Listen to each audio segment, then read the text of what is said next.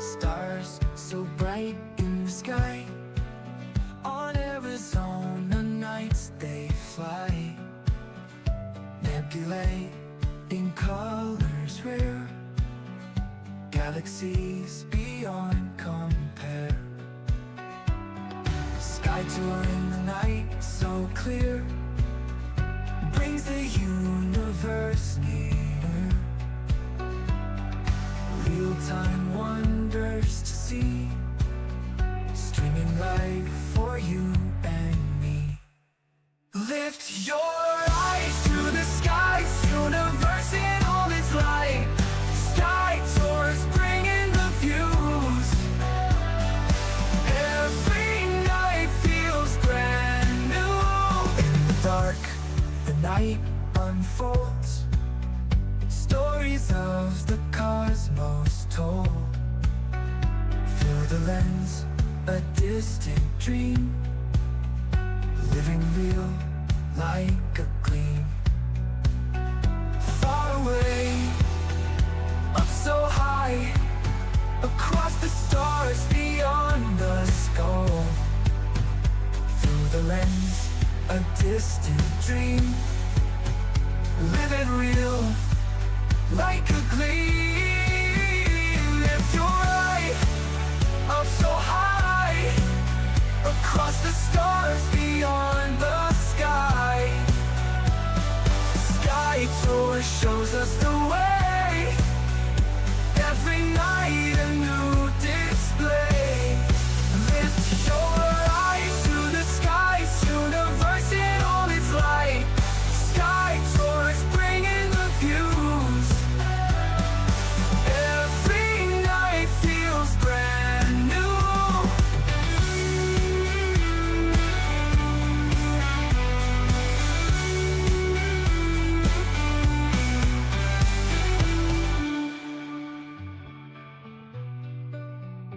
Lift your eyes to the skies, universe in all its light. Sky tours bringing the views.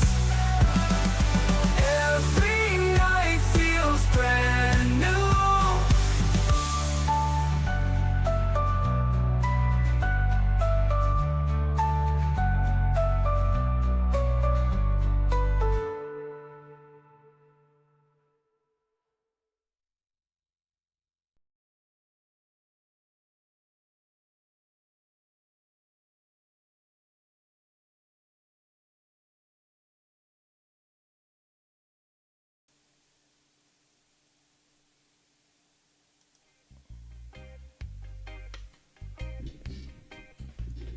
Woohoo, and welcome everybody to SkyTour Livestream.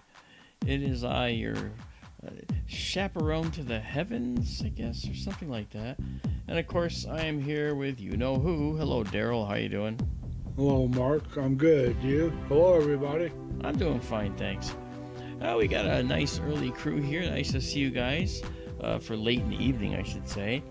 Nice to talk to you and see you. Michael Hedrick was first. Aha, you win the prize. Whatever that prize would be, you'd win. And then we have SkyTour Live Fan 222. How you doing, man? I don't know who you are, but I like the name. Something about the name grows on me. Spock, I love the name. So that's pretty cool. And then, of course, we have Fantasy is here. Carl Becker is here. Astro Lynn, that's Kyle. What's up, brother? And then we have, let's see, Daisy and Zoe have joined us. That's nice. Nice to see you. And more people will be joining us as time moves on here. We've got,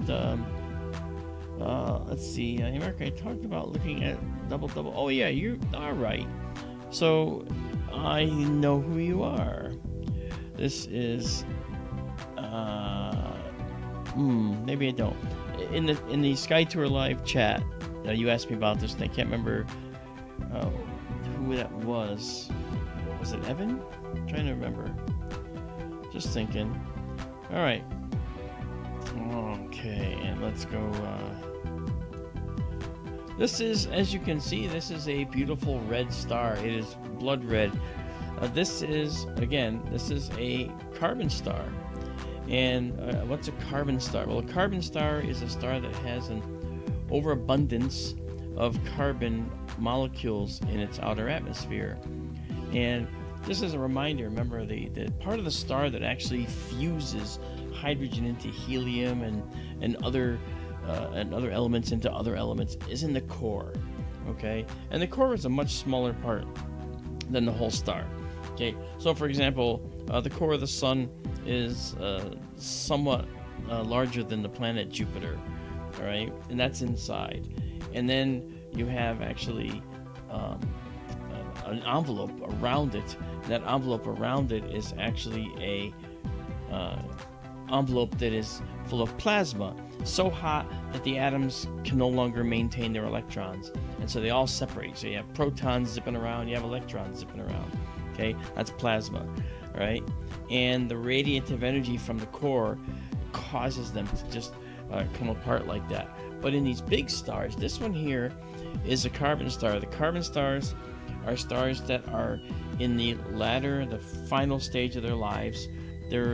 They've been to the red giant stage for the second time, and now they've already gone through burning helium into carbon, and that carbon gets dredged up from the core into this outer part of the atmosphere. But the star becomes so large and bloated that the outer atmosphere is down to like 4,000 Kelvin, which is the temperature, meaning it's only a few thousand degrees Fahrenheit. And that means that you can actually have molecules out there. Molecules such as a carbon and a hydrogen atom, a carbon and a nitrogen atom, cyanogen, and so forth. So these tend to make like a soot, S-O-O-T, a sooty, dark, particle-laden outer atmosphere of the star, which tends to make the star look very red. And that's just what we see with these carbon stars. This particular star is called V1942 Sagittarius. So you can see up here in this little area here, you can actually see V1942 SGR. This is where we'll put the name. And this is a star that is, like I said, it's reaching the end of its life, and it's a little bit more massive than the sun, and it's able to make helium into carbon, and in bigger stars carbon is made into nitrogen, oxygen, and then on down to iron, number 26 in the periodic table for the more massive of stars.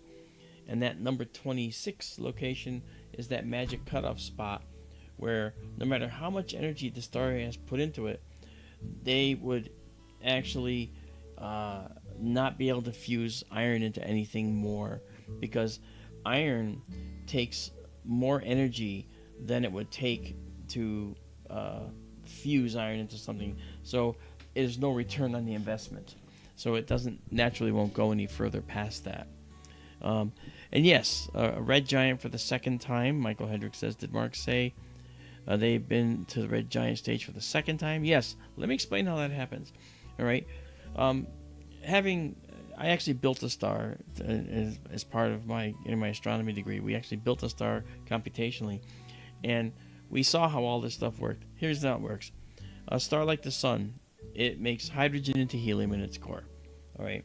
No details there. There's a lot going on. All right. But in stars that are a little bit more massive, then what will happen is when the hydrogen runs out, and it will, and it'll happen with our star too. All stars will do this. When hydrogen runs out, the core begins to contract because gravity is now trying to always crush the star, but the outward pressure of that radiation produced by fusion of hydrogen is there to balance it off. So a star has this natural bubble of equilibrium. It's called hydrostatic equilibrium. But if the hydrogen gas is used up, now it's not outputting anything. It got all this mass, including that envelope of material outside, trying to now crush it down. And what will happen is the core will start to contract. As the core contracts, it gets very hot and outputs more radiation. And output radiation causes those layers that are trying to contract to push outward. And so, being that those are very much more tenuous than the core, they push outward and cause the star to go to a red giant stage.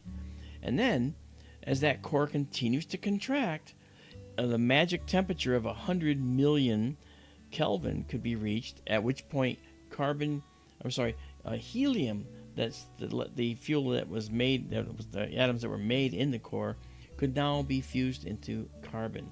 And so that is the second life of the star, so to speak.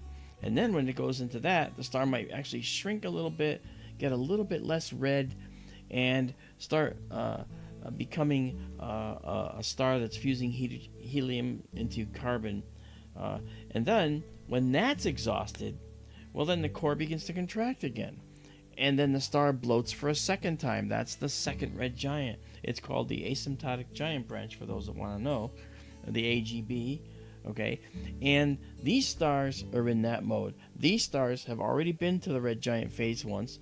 Then they started fusing helium into carbon, and then boom, bloated up into the second red giant phase once that helium disappeared. So now what's going on in this star is that in shells around the core, we're getting, carbon made into nitrogen, maybe some oxygen being made into something. Maybe we're getting some magnesium in there, okay? And so a few other elements are being made. And if the star is really massive, it's going to end with silicon. And when it makes silicon, okay, iron's the last thing, okay, but you get isotopes of silicon in there. And what'll happen is you'll end up getting this incredible collapse that occurs. And that incredible collapse is something called a supernova. All right. This star may not survive for a lot longer. I'm not sure. We have to check its mass to know what its ultimate destiny is. Will it supernova? Will it become a black hole? Will it become a neutron star? So the mass matters greatly here. So there's a lot going on here. All right. So that's pretty cool. Do you have a Hertzsprung-Russell diagram, Andy? I wish I did, because I used to use it. And I was looking for it as we were speaking, and I couldn't bring it up while I was talking. But yes, a Hertzsprung-Russell diagram would be a very good thing to see. I'm going to see if I can show that to folks anyway, because that would be kind of cool. Yeah, I just thought maybe you'd show where the asymptotic giant branch is. The Hertzsprung-Russell diagram won't show that particular aspect. It will show, because you want to look for like something called the Hayashi track, and the track that stars take during their evolution. And I thought I've seen that on the Hertzsprung-Russell diagram before. Okay. Anyway, Karen Belmont has a question. What happens to a red dwarf or red giant? How do they end? I just said they're very different animals. Red dwarfs, they live trillions of years. I assume they eventually just turn into a cinder or a black dwarf. Yeah, you're absolutely right. Red dwarfs are, okay, there's temperature in the universe, and there's mass, right, and luminosity. So stars that have a high luminosity are stars that are very big in radius. But those stars can also be stars that are like the sun that have gone into their red giant stage. The larger they are, luminosity depends on the radius, all right, and radius squared. And so the square of the radius determines some of the brightness there, okay? So as that radius increases, the luminosity increases. So it's somewhat confusing, because you can have a gigantic star that's actually not as massive as a smaller star that's fusing hydrogen into helium. All right. So, and when you have a massive star that's a red giant, it's no longer fusing hydrogen into helium. It's doing further things down the line, and it's getting ready to either shrink into a white dwarf like our sun will, or supernova, or into a neutron star, or a pulsar, or a black hole, or even a magnetar as a neutron star. So there's a lot of different end states that you could have. But these these little red dwarfs, as Daryl just mentioned, they're actually only a little bit bigger than Jupiter in general. And Jupiter's a planet. So these stars are tiny, a tenth to 100th the size of the sun. And so when they die, and not a single star that's an M star has died since the beginning of the universe, because these stars do live, as Daryl just mentioned, trillions of years. So I think that when they die, they will just shrink down, all right, and they may become white dwarfs, but they can also just shrink down and just extinguish themselves. But not a single one has. We don't know what the evolutionary state looks like physically. We've not seen a single red dwarf that's died yet. Yeah. So as for the red giants, I mean, of course, it all just depends on the mass of the star. They could wind up turning into planetary nebulas and eventually dispersing, or big ones could supernova. Is this a deal where all carbon stars are supernova candidates, but not all supernova candidates are carbon stars? Yeah. So we have to understand there's processes. When a star has an overabundance of carbon, all right, one of the things that can happen is they can start dredging up carbon from their interiors, all right, and the process has to do with their composition, obviously. But when they start dredging up this carbon from their interior, it brings that carbon to the outside of the star, all right? And it's not just regular carbon. It's actually an isotope of carbon, okay? But that carbon that comes to the outer envelope of the star is going to bond with other things like hydrogen, because the temperature is cool enough out there for that to actually happen. So cool. In fact, that you can get these multiple different types of molecules, and they form, like I said, a soot of some kind, in a sense. And that soot becomes the material that makes planets eventually, that makes potential life at another time. So carbon stars fulfill their destiny in the universe by actually populating the universe with all kinds of dust. The other thing about carbon stars is they lose a lot of mass. They're high mass loss stars. As they're expanding, they're actually sloughing off all kinds of stuff. So they have many shells around them, circumstellar shells of dust that they've created in those outer atmospheres. So they're very dusty places, and we wouldn't want to really go to one of these, because the dust could damage us if we were moving by the star too quickly, with our craft, Could you annotate this image?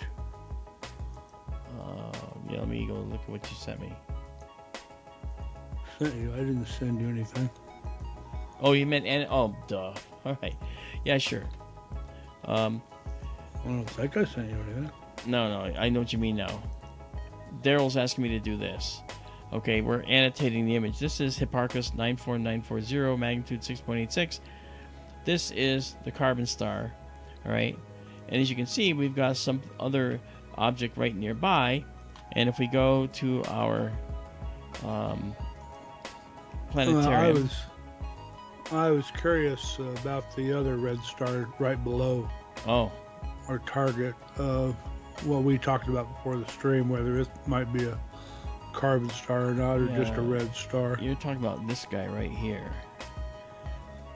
Yeah, this is... this star here doesn't have a spectral type in this chart here, but it most likely... it certainly has been classified for that, no, without a doubt. Not sure what, though. Okay, never mind. All right, no problem. It sure is red, whatever it is. Yeah. This annotation is, we do a lot of this, guys. We annotate the images like this, and we save them. So I'm saving the image with the annotations. Okay. And there it is. So if you went out to our server, skytourlive.org, you could go see our pictures and then get these annotations and get an idea of just what we're looking at. All right. So for instance, also, if we say, okay, we're done with that, and now I save this image over here, now we're going to get an astronomical file format called fits saved, and I'll save it exactly as seen. And then when we look at this object, okay, this is what you'll get. This is free. You can go take this now, because as I saved it, it'll probably be up on the server within 30 seconds. All right. I want to say hello to Tiffany Echo, who's joined us tonight. I want to say hello to Chris from Mindfork. How you doing, Chris? Good to see you. Astro Lynn, I said hi to you, Kyle, I think. Waldo's with us. Hi, Waldo Hiding. How you doing? I said hi to Karen Belma. Catherine Messick, how are you? Nice to see you. Thank you for coming out. Donald Kunzer's with us again. Very nice. And I gotta make sure. I thought I saw somebody else join us. Sam S is with us. Nice to see you, Sam. Yeah. Okay. Yeah. So this is the carbon star. We're gonna see other things too. We're not just gonna look at carbon stars, but I want to show you that they all pretty much have the same kind of look and feel. All right, and they're actually very, very eerie looking. They're just an odd looking color, aren't they? Way deeper red than these red stars here, for instance. Okay, see down here, right? So if we actually look at this star, the carbon star in the middle here, right there in the box, and compare it to the red stars over here, all right, we don't see much. We don't see something showing as much of a brightness difference, okay, in terms of, a redness difference. This is hugely red, and these all look pretty much the same. This one's a little brighter, so it looks a little bit brighter, okay, but we have red stars in here all throughout, sprinkled throughout this field. But this star in the middle has that unearthly look to it, because it's actually the star that's dredged up all that carbon in its atmosphere. And when we say atmosphere, we mean the envelope around the core. All right. All right, let's... Okay, so this guy's been saved, and I'm going to quit and going to show you now when we go back to our low light view. Okay, this will be our low light view. 1 second. All right, even at our low light view, you can see that star in there. And if we actually pump up the sky value brightness here, we can see that star has a pretty high luminosity and brightness.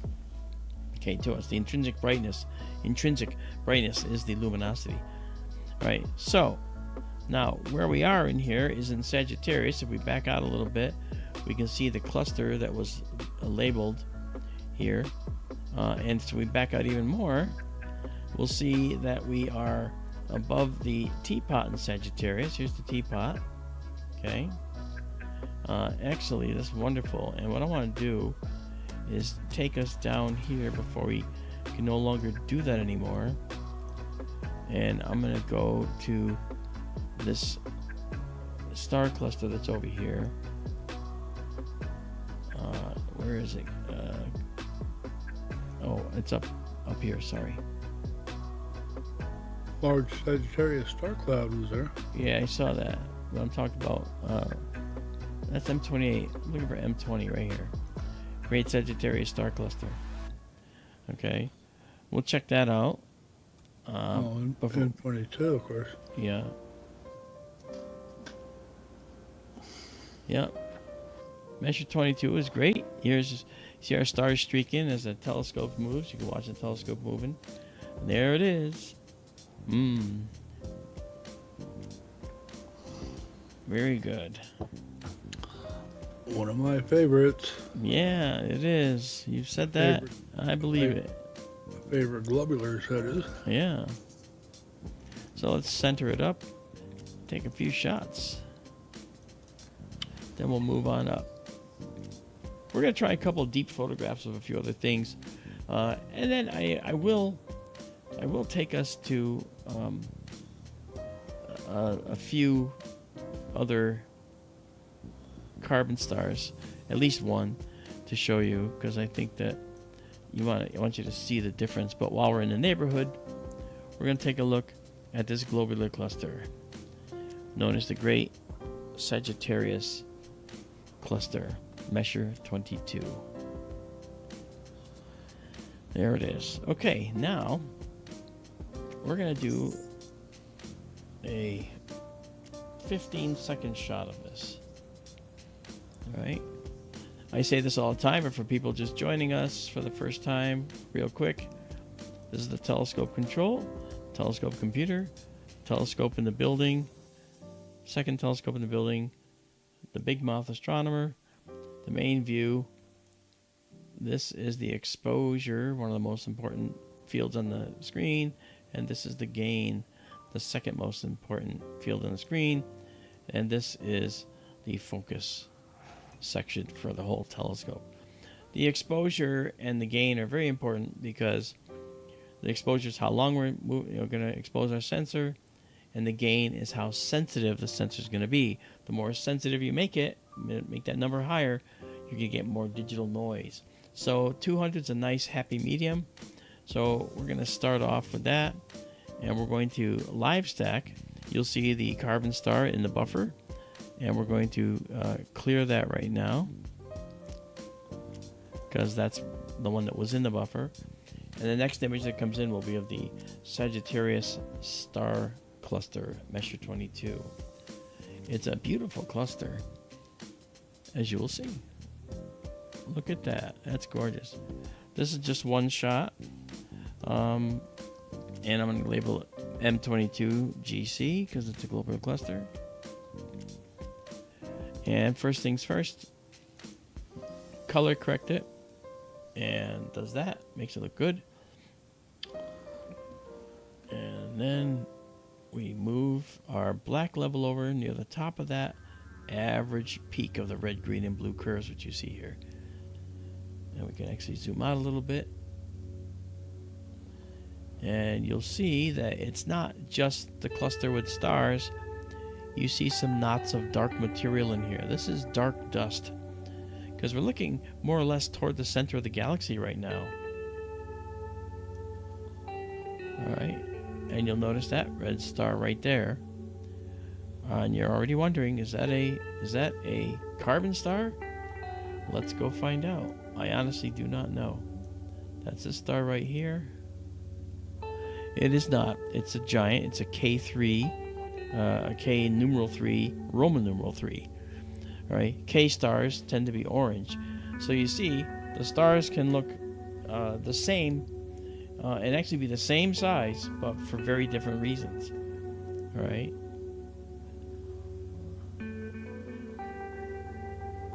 Petita's here. No, she's not. Don't even say that. Petita's not here. Petita, what's going on? I haven't talked to you in way too long. How are you? Nice to see you. Water Rat's with us. How you doing, Water Rat? Water Rat actually used to be here all the time at this place where I am. That's Matt, my friend Matt, who's been he's worked with me in FX models in our visual effects shop for years. And now he's off doing his own thing. Hope you're doing good, Matt. Let me know. All right, let's go back here. Look at this. Look at this beautiful, beautiful, beautiful cluster. Ah, that's really incredible. Wow.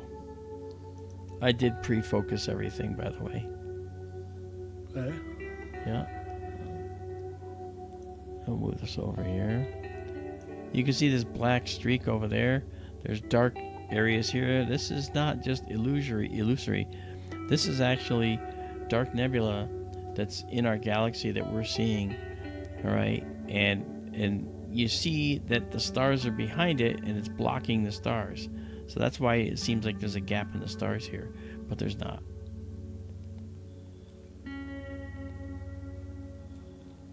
Yeah, we don't have any Starlink satellites in here right now, but give it time, that'll show up. Yeah, Matt, you got to come by and catch me up on what's going on.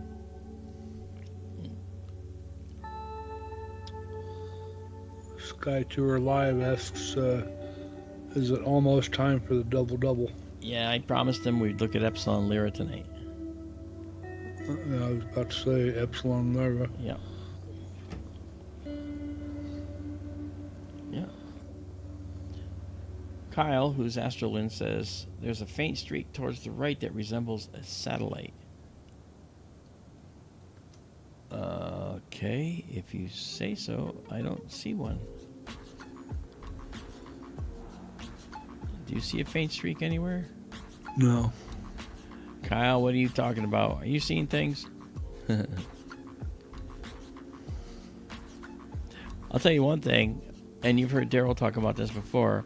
Every globular cluster has a interesting look to it, and this one's no different. It has a line of stars underneath it. See that? You see this line, you know this is Messier 22. It's almost like their fingerprints. All right, I'm going to look. I'll zoom in here. Oh, you're talking about this right here, Kyle?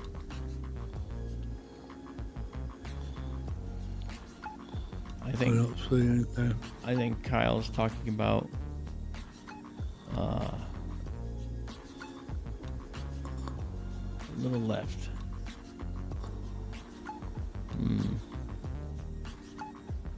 All right. Yeah, I don't see anything, Kyle. I don't see anything. All right, well, no worries. If there's something there, we'll pick it up post-processing. I see. I thought he said to the right of the cluster. That's what I thought, too. There, I see several faint red stars in a line at about 230 from the cluster, about halfway out from where you are right now. Up here? Some 230. Yeah? A little to the right. To the right. To the Okay. right. Right there. Yes. Okay. I get it. Somebody might see that as a line. Yeah. All right, this is gorgeous. I'm going to do this. I'm going to make an instant enhancement right here by doing that. Boom. Look at that. I got rid of the color noise in the view, and it looks beautiful. Really nice. Oof. And if we move this down, you soften the noise a little more.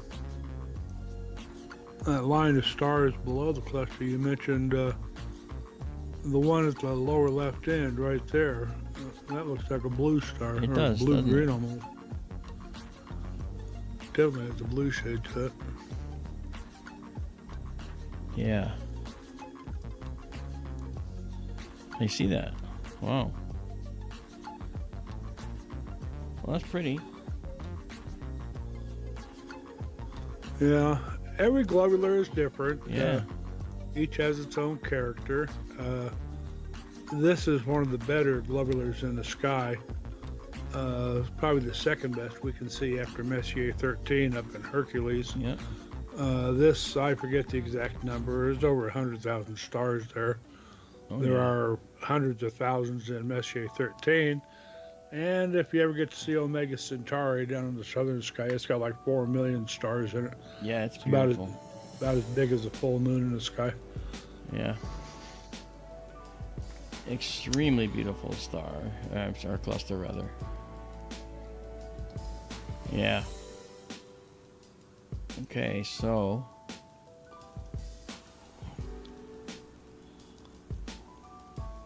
let's look up our list of carbon stars again. And we'll check out the let me just do it here, just a sec. We'll let this come in a little longer, and we'll just do this, get the list.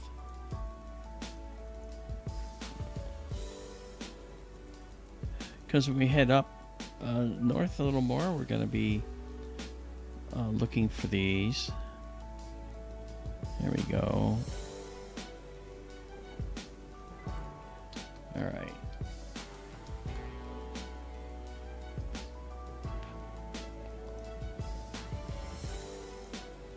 So how is everybody doing tonight?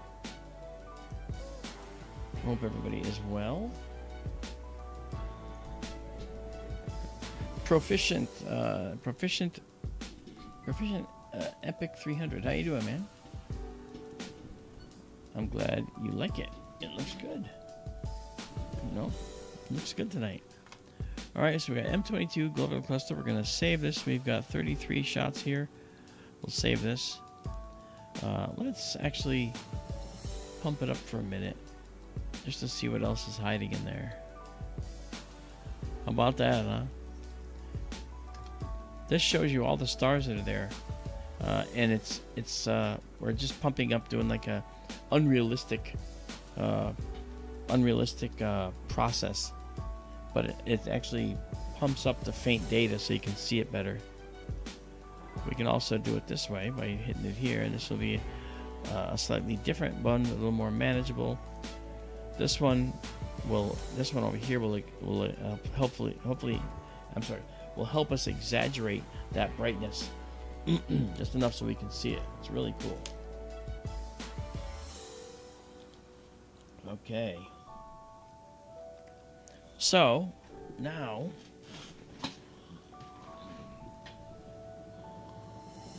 and we have Jeff Penn with us. Hi, Jeff. How you doing?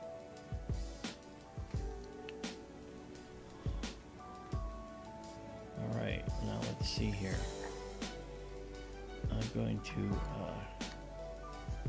there are so many of these beautiful stars out there.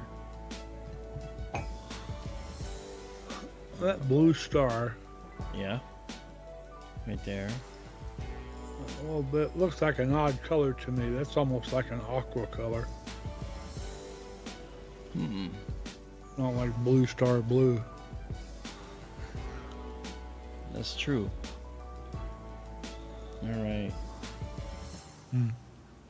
That's pretty true. Yeah. Let's while this is coming in, we're gonna stop at 40 on this. But we're over here. That's where our crosshair shows us.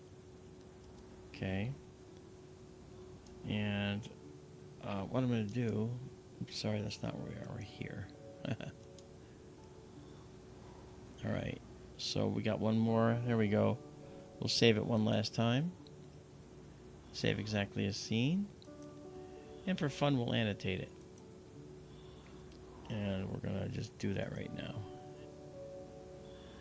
And there you go. The stars in the area are named. We actually have several of the stars here, and then the cluster is shown, and we'll save the annotation.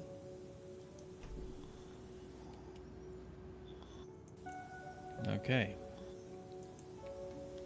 All right, and we saved it, and so we can get out of this. And let's do this. Take our levels down just a little bit so we don't lose the core. And we'll say save. And save one more time, and then we're done. That's the Great Sagittarius Star Cluster, Messier 22. Back to our low light view. And that's this view right here. All right, hello Bonnie Stanley, how are you? Nice to see you, Bonnie. All right, so now let's go up here.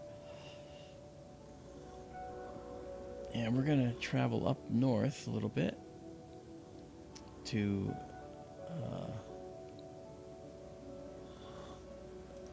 this star, V Aquilae. This is also a carbon star. Since we just saw one, we're going to go check out another one and see the differences. You'll notice the designation of the carbon stars are given kind of weird, right? Because you look at this and you say, oh, well, I'm familiar with these stars, right? You can see the carbon star right here because it's so red. And when it moves, you see it's much more red than anything else in the view. For instance, let's move the star. Watch how red the streak is as we move the star. Look at that. That's a really, really red star. Okay? I'd like to answer Karen Belmont's question.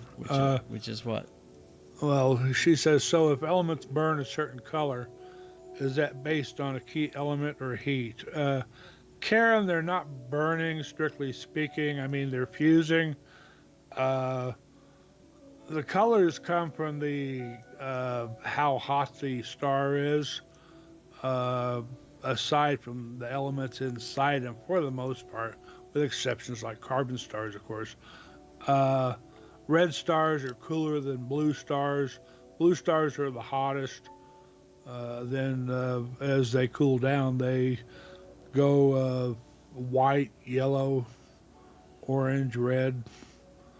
Um, it's not necessarily based on a key element. You could say heat, actually temperature. Yeah, it's really temperature. And the thing is, when we talk about the star's color, we're talking about the outer appearance of it, the outer surface of the star. And an outer surface of a star that's red is going to be between 3 and 5,000 Kelvin. But it's pretty cool. SkyTour fan, you know what? Why don't you hang in just one more minute? Because I promised you that we would look at the double star in Lyra, and I will abort this one right now to actually show that to you, because I don't want you to go without that. All right, so let me do that for you, because you asked for it very nicely, and I'm going to show it to you. I think this Epsilon, will this show me that? No, okay. I'll just go up to it.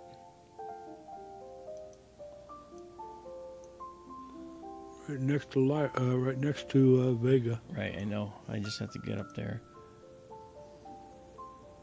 Alright, so we're going to rise up above this. There's Vega over here. And then we zoom in.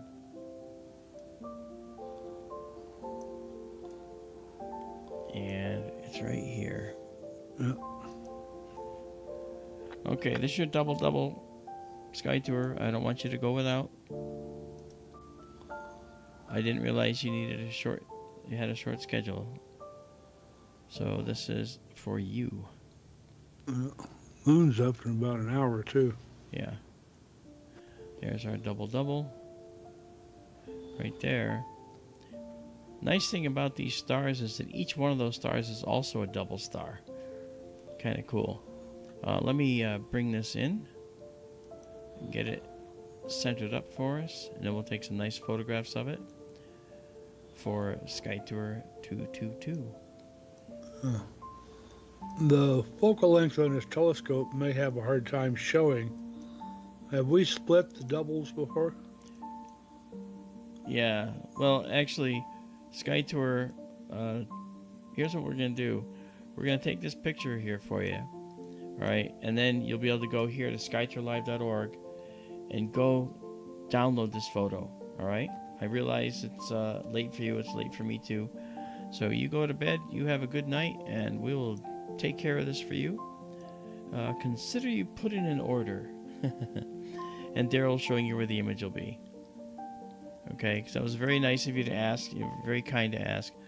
So I wanted to do this for you. But there's this beautiful double.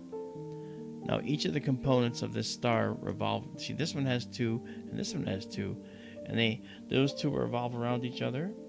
Okay, and these 2 stars are also double stars, which move around each other. I'm not sure their orbit though. I'd have to find out.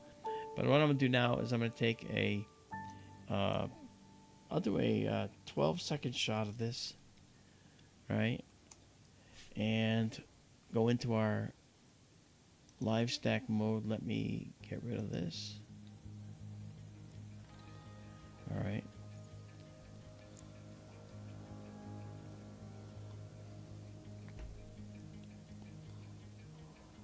That is correct, Matt. That's Water Rat. Okay, these stars are each a double star apiece. So when we look at this star alone, we could zoom in. Now with our next telescope, we'll be able to, and we'll be able to split it easily. our telescope has such a short focal length that we capture a degree and a half by a degree of field, so it's hard to split them. But this is what we got, and they're beautiful blue. Look at that. That's actually pretty, Daryl. Holy cow. Yeah. All right, this will be Epsilon Lyrae.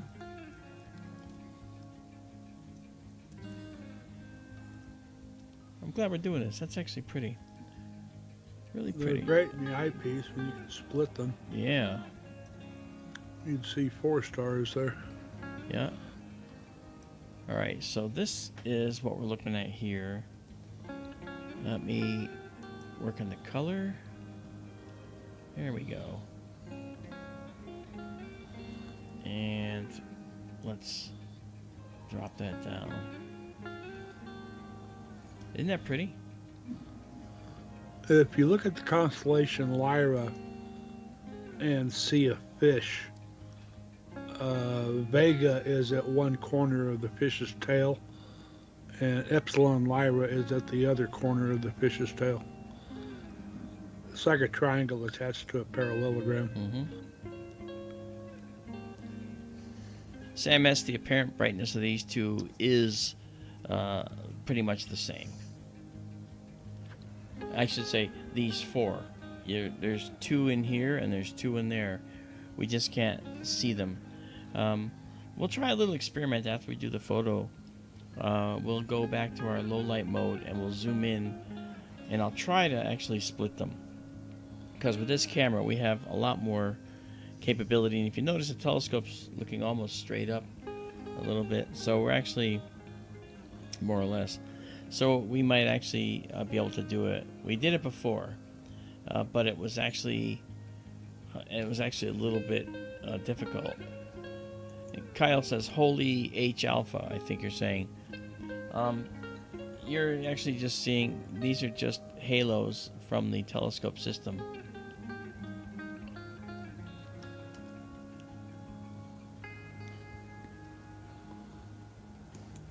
You're not seeing any nebula surrounding these. All right. 12 Actually, seconds for 12.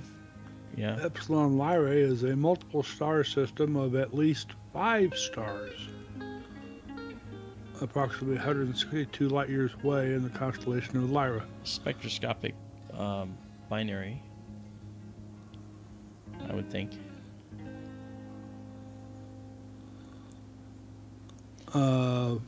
Maybe the 5th one. Okay. I mean, the 4 are visible. Yeah.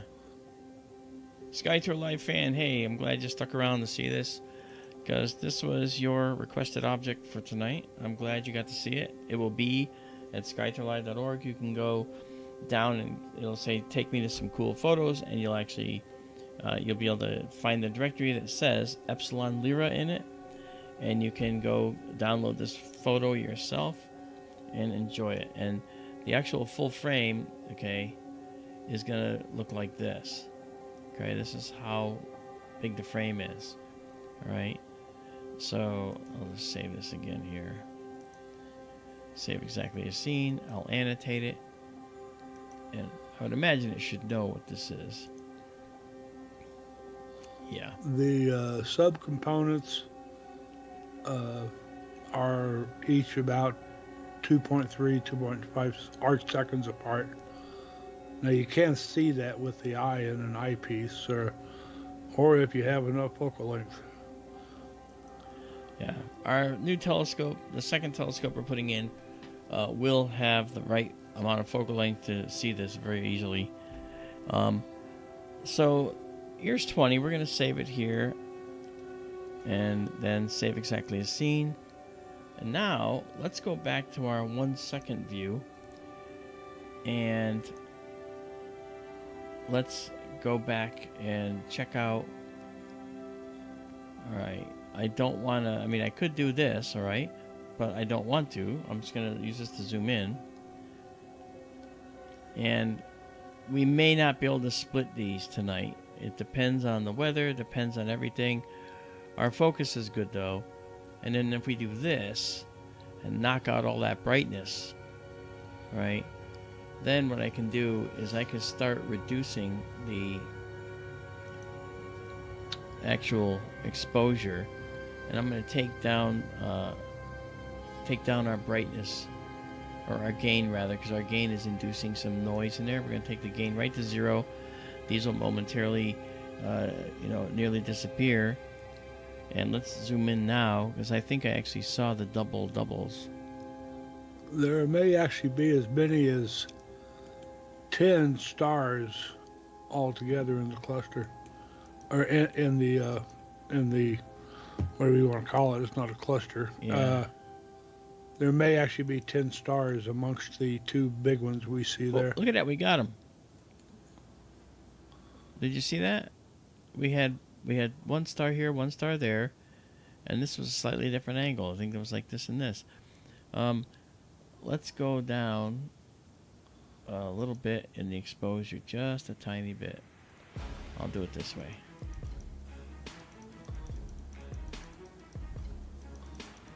I'm going to take us down to... You're still stacking, right? No? Oh, okay. I saw a stack bar down there at the bottom right. Okay, let's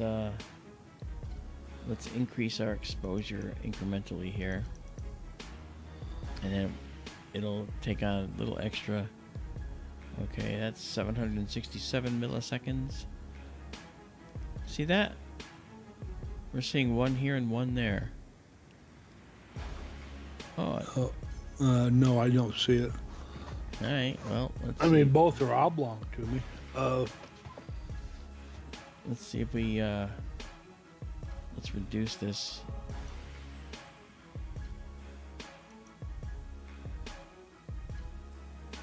Okay, maybe this will help. That's definitely 2 stars. Now they look a little oblong. See that? 1, 2. Oh, okay. I barely see that one. Yes. And then this one is going to be kind of symmetric to it. I don't know if that's correct. Maybe it is. It's really cool. Yeah. All right, so it's sort of, we can kind of see that. If we go to our 1 second view, you'll notice that it's kind of hopeless. We won't be able to see it with this because the stars are just too bright, So what we'll do is go to our low light version. You can see just how much the glare takes over. SkyTour Live fan says he saw it. Excellent. Well, that was for you, SkyTour Live fan. Thank you for reminding me of that so we could do it for you. And thank you for coming tonight. I know you got to get to bed. So we'll talk to you another time. And I'll see you in the SkyTour Live chat. By the way, folks, you should join the SkyTour Live group, the SkyTour Live stream group on Facebook, and we have a chat there. You can talk and show pictures. You can, ask me questions there as well, and that's really cool. That's a good way to communicate. You also get community messages that I'll put out there, as well as through the YouTube channel. All right. Okay, we're done with carbon stars tonight. Let's now go from here. We are. Well, we did 2. Let's go here.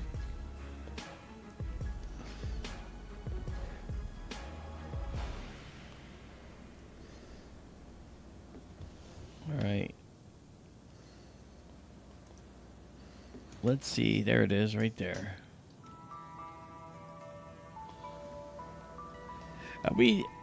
This will be the first time I've looked at this with this telescope's camera. This is a new camera to us that we added because it's, as I've mentioned a number of times, it's actually quite well tuned to this telescope. Good night, Matt. That's Water Rat. We'll talk again. Thanks. You have a good night as well. All right. That's a problem with weeknights, right? Is this M57? Yeah, it is. We've looked at this before with this camera. I don't remember doing that. I seem to recall it. Okay. Carbon Star. There's a guy named Carbon Star. Says, love those carbon stars. Yeah. They're very cool. Yeah, I don't remember, but maybe we did. I just don't remember. Okay.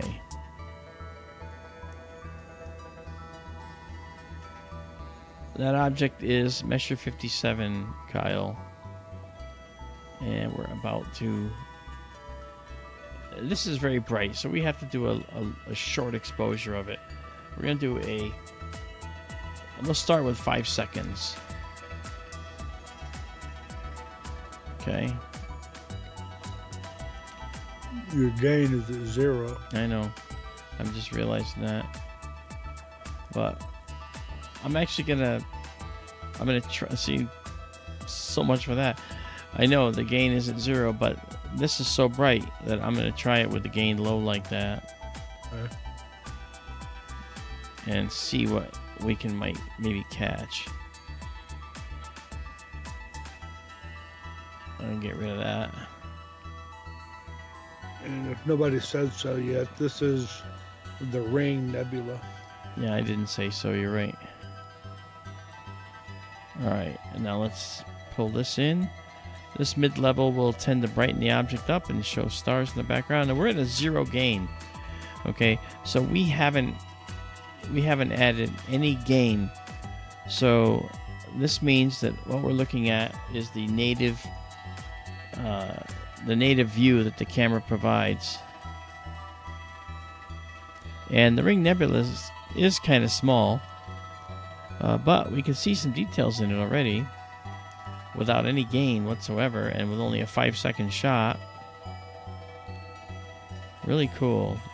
Let's color correct one more time. This is a planetary nebula. We looked at some planetaries the other night, and we might yet look at some more tonight. Who knows? This is an old star, not too big, that puffed off its outer atmosphere as it got old, and we see those puffed off outer layers of shells around the I believe there is a white dwarf still at the heart of the ring, isn't there? It may not show up in this image. Yeah, the white dwarf will be visible shortly. Good night, Carl Becker. Thank you for coming out, and we'll see you soon. All right. I only did a 5-second exposure with no gain. What I'm going to do is, first things first, I'm going to put the name up here. M57. There's a reason I'm taking this like this, because I may want to use this in the final processing with the ones I'm going to take at higher gain. And this is the Ring Nebula. Alright, so I'm going to change the exposure now. We're going to go to 12 seconds and clear this. I probably should have... Okay.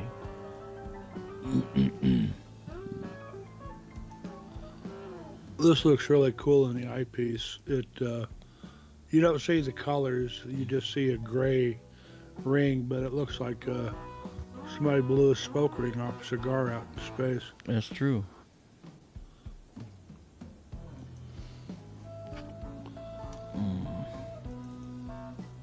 And again, if could we look at stellarium when you're down there? Yeah, let me just I wonder why they're coming in so low. Yeah, that's okay, because gain is still low. I gotta bring it up. I'll go to 150 because that's typical. And let's do it again here. Let's clear it.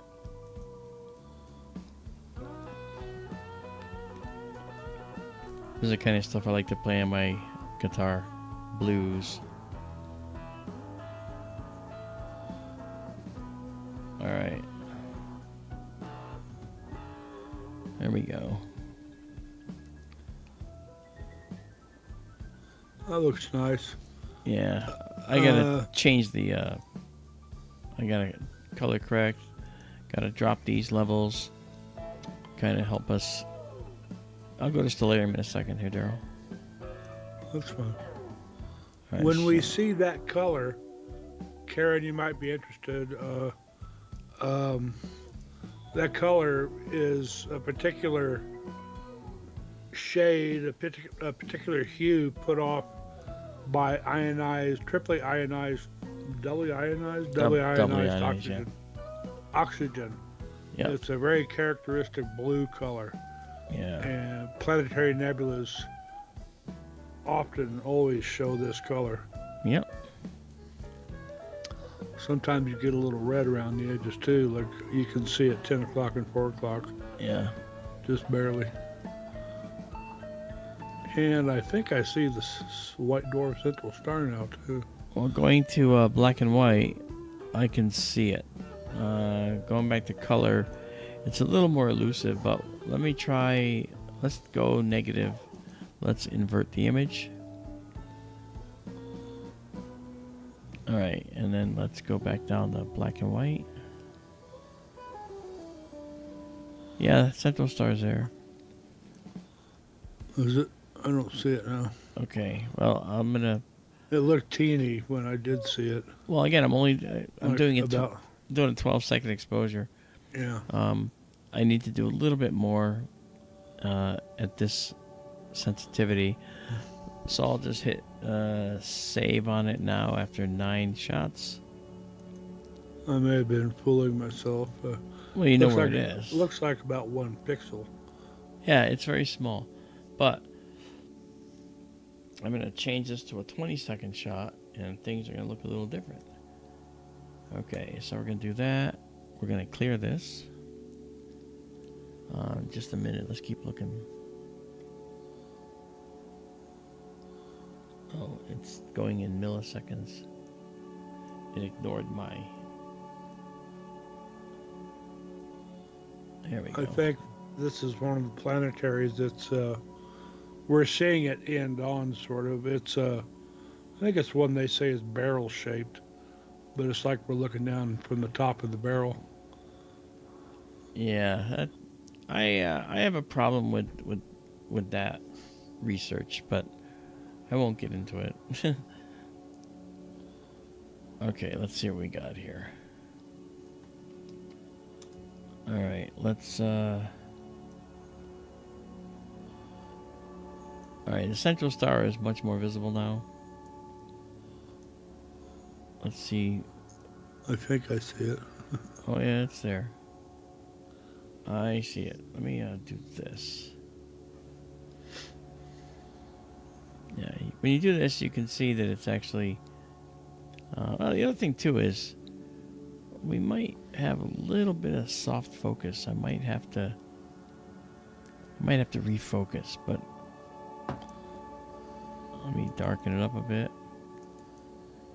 Take this down a little bit. Again.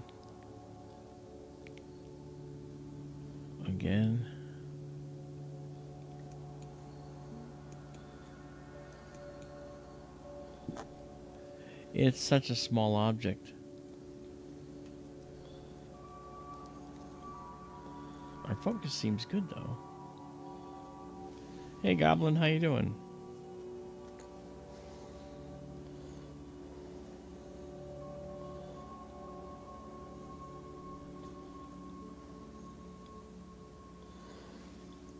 Yeah, I see it.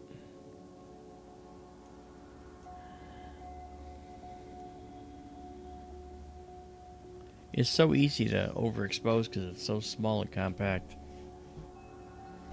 You know?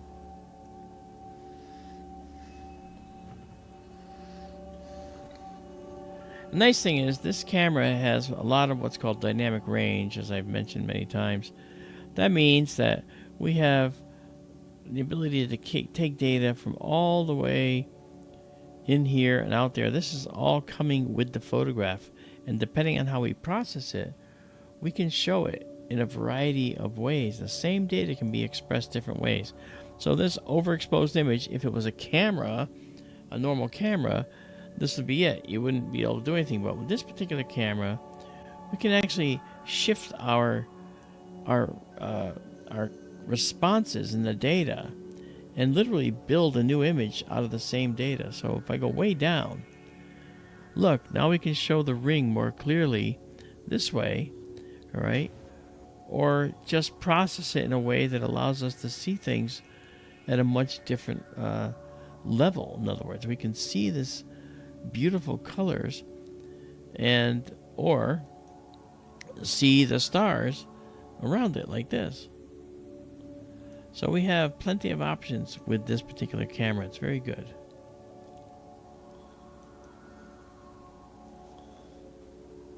Let me try the unsharp mask here. Okay, now the central star just popped. See it right there? Sometimes. Yeah. Let me drop it down right here. There you go. Now you can see it in there. Oh, it just disappeared. That's funny.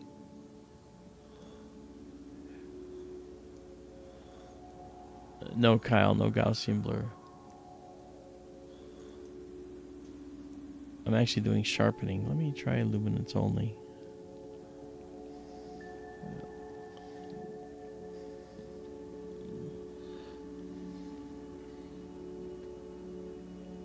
What I think I want to do is try to refocus. It looks focused. See now there, that shows you a really pretty image. But I'm going to go back to our low light mode for a minute here. And in our low light mode, I'm going to focus. So I'm going to take these stars a little bit out of focus so that I can put them into focus. All right. And I'll have the telescope do some critical focusing for us. Off we go into the focusing yonder. We're working on a plan, as I might have told you. We're working on a plan to put both telescopes in one location. And it's at an established observatory facility, and hopefully that works. If you guys want, you can go to our Etsy store now up here that you can see up here, SkyTour shop on Etsy, or you can go to skytourlive.org right here, and you can click the donate button and send us a donation if you'd like. That would be very helpful. And you know, we are forever grateful, and your donations are tax deductible, by the way. So that's something that is helpful. But we're trying to get our observatory move fund up in place, and that should help us do that. And we would very much like to do that as soon as we can. Okay, our focus has worked. We've got our focus, and I'll just if I let it go, it'll then refine it a little bit more and do a final focus. And it's way on the outside. Now it's done. It found the best focus, so now it's moving the focus back.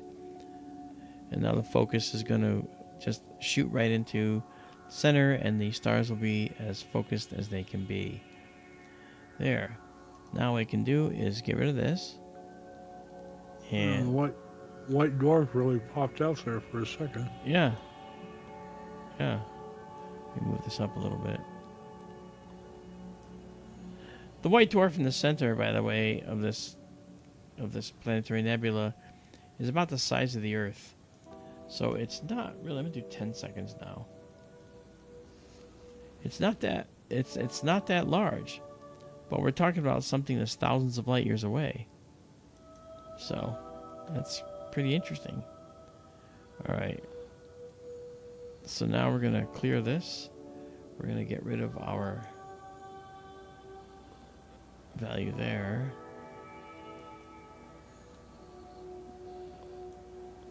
Oh, it looks like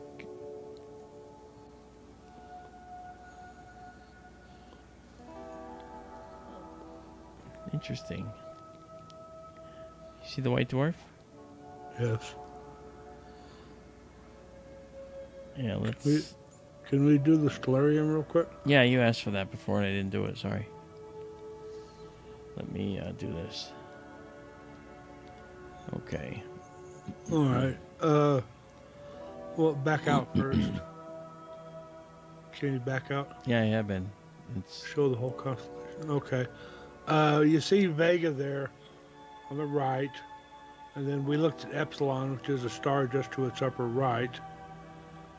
And if you do a line from Epsilon toward that star to the upper left of Vega, you see the parallelogram there. If you do that line from Epsilon to the star at the bottom corner, you'll make a triangle there hanging on to the parallelogram at the lower right corner. And This that one? makes, yes. It's often shown with a line there, Okay. or even a triangle. But if you drive those three, connect those three stars, Vega, Epsilon, and the one Mark's pointer is on, that would make the tail of the fish. And then the parallelogram you see to the upper left, the four stars in a slanted rectangle, that makes the body of the fish. Now, Lyra is not a fish, it's a musical instrument, but just the shape of it always reminds me of a fish. Yeah. And then where Mark's camera is pointing is, of course, M57, if you want to zoom in now. The front two stars, which call it the front of the fish, M57 is right between those two stars. And there's the lyre, or the harp. And if we zoom in, as Daryl said, we have Sulafat and Sheliak, and right in between is the Ring Nebula, Yeah. where we are looking right there. And we can see the central star now. It'll jump right out at you in the eyepiece. Yep. That's beautiful. And yes, I see the white dwarf.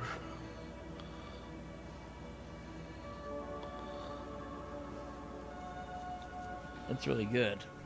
All right.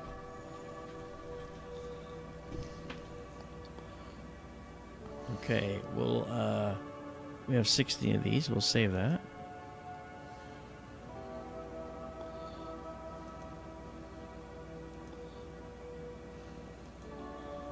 Okay. Yeah, look, the white dwarf is very obvious right now. Yeah. Teeny tiny. Yep. As Mark said, that one little white pixel there in the middle, that's actually the size of the planet Earth. And that you can see it from this distance means that it's really very hot and very bright. Yeah. It's what's energizing the nebula all around it. And the interesting thing is, in reality, when you look at all these stars, even the most bright star here, they're actually less than, each is, in view of the sky, far less than a pixel in size, in reality. They just bloat the sensor because they have different brightnesses. And so we're used to seeing stars at all these different sizes, apparently. But in fact, they're all the same exact pinpoint size in the sky. And that's because they're so far away that we cannot see their size in the sky. Even Betelgeuse and Antares require special instruments as big red supergiants to actually see their round shape as these spherical bodies in the sky. We have to use this interferometry to show that. But when you look at the stars like this, technically, they should all be literally 1,000 times smaller than that point right there, or more. Okay, right there. But because they have this brightness to them, we would see this piercing singular point of light coming from each one of these stars.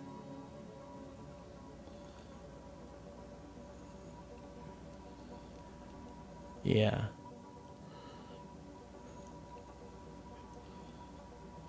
All right, move this down here. See if we can show that. Yeah, there we go.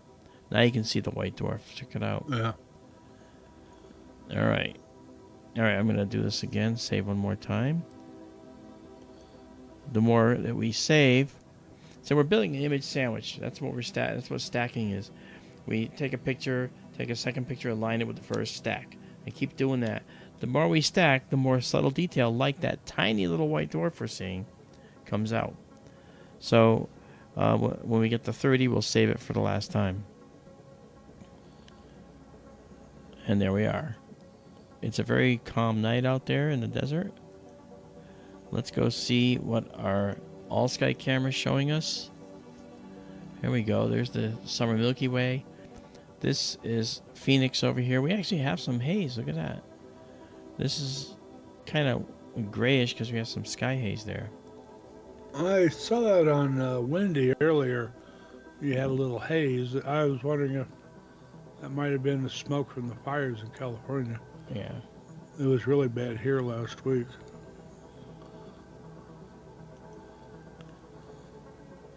Okay, but there is Messier 57. Yeah.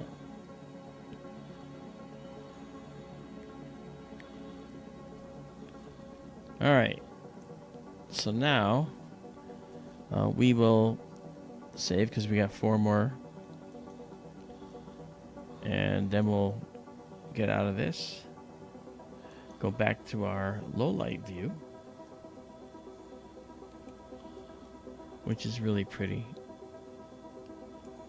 All right. Okay, and now from here in Lyra, I'm going to take us down to, not that, take us down to one more planetary nebula that I love. Daryl does too. And it's this one here. It's known as the Dumbbell Nebula. And you're going to see a star that ended its existence. But when it ended its existence, it did so as it was a lot closer to us. So the nebula is much bigger, much more visible. And there it is coming in to the view. Let me... there it went. Yeah, I know. I just have to... It's going to fit the width. Yeah, there it is.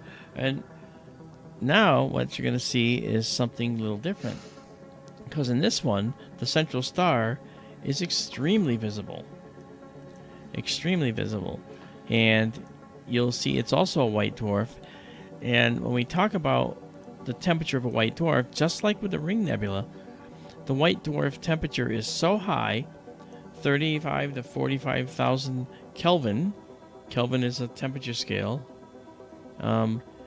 Then you can find that the gas that's being expelled from the star is being ionized, which was what Daryl was talking about before, about oxygen being doubly ionized. We call that O3 because O, and when we say H2 or O3, we have the O for oxygen and the Roman numeral. So O3 is actually doubly ionized oxygen. And that's because O1, all right, is the base state where the electrons are still on the atom. When you ionize something, electrons move off the atom. And so you go from a numeral 1 state to a numeral 2 state when you ionize one time. So that's why H2, HII, or H, Roman numeral 2, in hydrogen, which makes the red glow in nebula that we see, is singly ionized hydrogen, because hydrogen can only be singly ionized because it only has one electron to do any moving. Okay, let's do a 15-second shot here. Now, what's interesting about this is that this is another bright one that we don't need a whole lot of brightness exposure on, and you'll see in just a minute. Okay, we'll see. This is our last one with the Ring Nebula, all right? And when the dumbbell comes in, watch how big it is compared to the Ring Nebula. Look at that. The dumbbell's a lot bigger, isn't it? And we also have streaks and some nebulous detail from the area that we're in the night sky. All right. And the white dwarf is right there, plain as day. We'll zoom in now. And we only have two images so far, but look at all the detail here. And there's the white dwarf. Check that out. That white dwarf, again, very hot, and it's ionizing the oxygen, all right there. Ionizing the oxygen in this nebula. Oxygen is what the star was made with, okay? Hydrogen is what the stars are typically made from, or usually made from, in fact. When a star is formed, it's formed with the elements in the interstellar medium that it's made out of. A star always starts with hydrogen. And that hydrogen gas can be ionized like this in a nebula like this, and in a stellar nursery where stars are born, we see those red, beautiful clouds of gas. Okay, this is another example of how you also see that same color done with a different type of star, but you still get the same result. It's not ionizing from a hot young star, it's actually ionizing from the dead corpse of a previous star. And so we're seeing this white dwarf here, which, by the way, if you look at it, it's actually blue in color. Kind of hard to see with the other blue. But this star is causing, it's so hot that it's actually causing the area around it to ionize as well. And you can see it goes way out, you know. This is about 3 light years in diameter overall, and the star is actually, because of its brightness and ultraviolet radiation prowess, it can ionize gas a couple light years away from the star, from this corpse of the star. As winter approaches, we'll see a different type of oxygen ionization done by a different type of star again, and that will be a star called the Wolf-Rayet star. I could show that real quick, actually, as the next object. I know Kyle is waiting for a nice galaxy that's coming up, and it may not be high enough yet. M74. Cetus? I don't know. Let me look it up.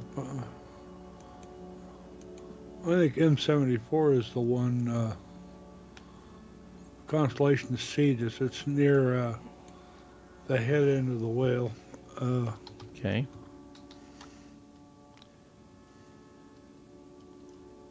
Nope. Messier 74 is in Pisces. Okay. I was thinking of 77, perhaps.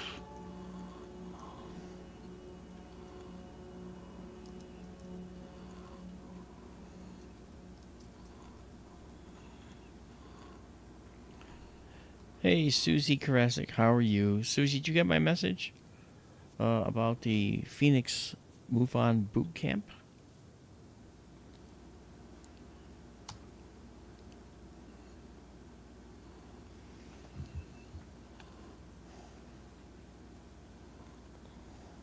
So, yeah, this is the Dumbbell Nebula, and it's really spectacular. Let's overprocess just to kind of show what's also there.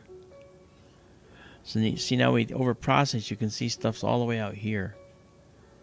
All right, so and you see some right there as well. That's really interesting. So we got these big shells that have moved outside of the main nebula.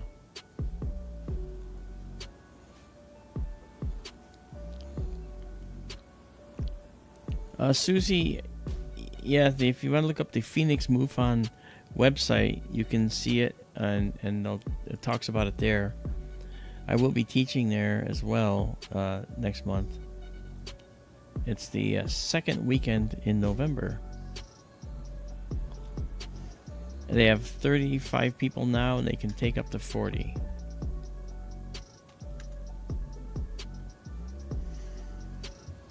I sent you the email for Stacy Wright, the director of the MUFON group in Arizona. And she will be able to get you all signed up and help you out with that. I hope you can go. Susie's one of our past SkyTour livestream winners, by the way. Equipment winner. She's really turned on by astronomy, which is... I mean, look at this object. How could you not be? This is hiding over everybody's head and they don't even know it's there. You know? Let's process the... Yeah, a little difference in the color with processing. One of the first objects I ever looked at in the telescope. Yeah, mine too. Easy to see. Yeah. And perhaps people can see the apple core shape of it. Yeah. Some people call it the apple core nebula. Yeah, like that. Yeah.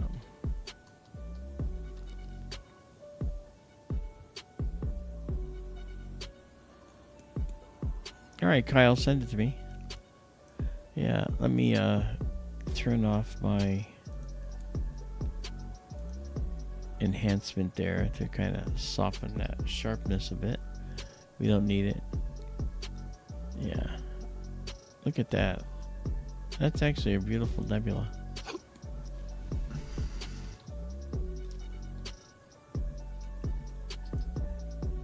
Okay, so this goes down here. Soften some of that noise.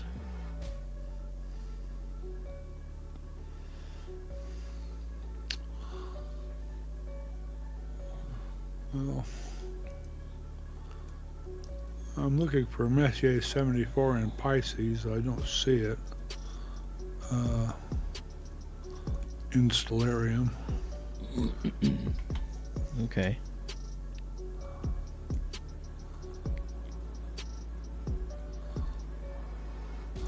It's Grand Design Spiral. Okay. You're farther west than me, so Pisces is lower for you. I don't know if you want to look for it, see if your stellarium will show it, whether it's high enough for you to show you. Yeah, let me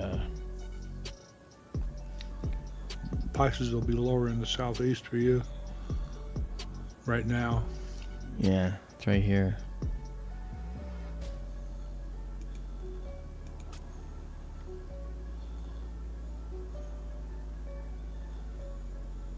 Very nice. Okay. Okay. Don't know if we can see it. Too early yet? I think so.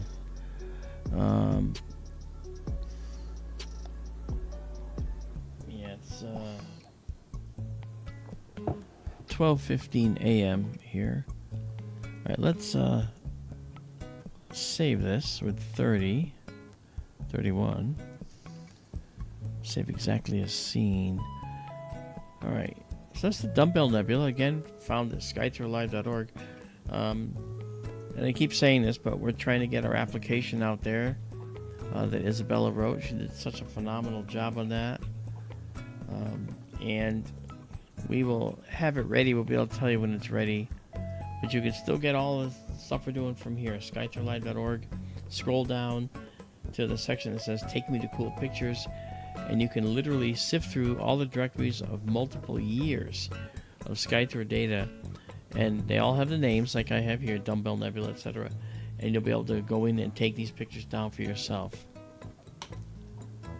Alright, let's do this now. let's go back to here. And let's zoom out a little bit.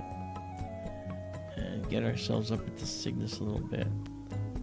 Actually, maybe not Cygnus. Let's find out. Let's find out.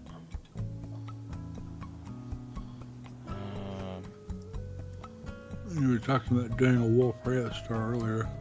Yeah, I was going to talk about that as well. I just want to find out one thing while I'm in here. We can do that. Silver sliver. Yeah. What's the altitude? Is that good yet? No, not good yet. Yeah. Yeah. Not good enough yet. Let's see about this. You're a fair bit lower than Polaris right now. I know. And we can cheat it a little bit by looking off to the corner. But let's see where this is at. That's kind of close. I don't think that'll work either. All right. Well, then let's go back here. Actually, we don't have to go back here. We'll just come into Cygnus.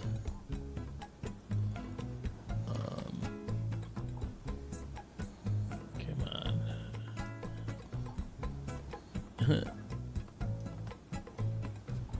Wahoo. Yeah. Remember the trouble you had with this?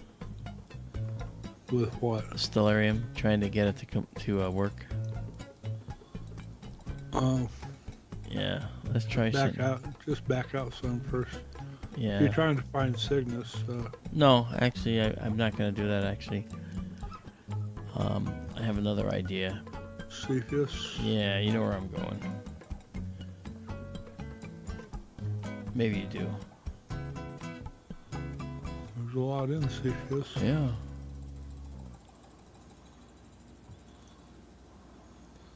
We're going to go to a different Wolf-Rayet star. Okay. All right, now we're going to go to a star that's really interesting because stars blow bubbles.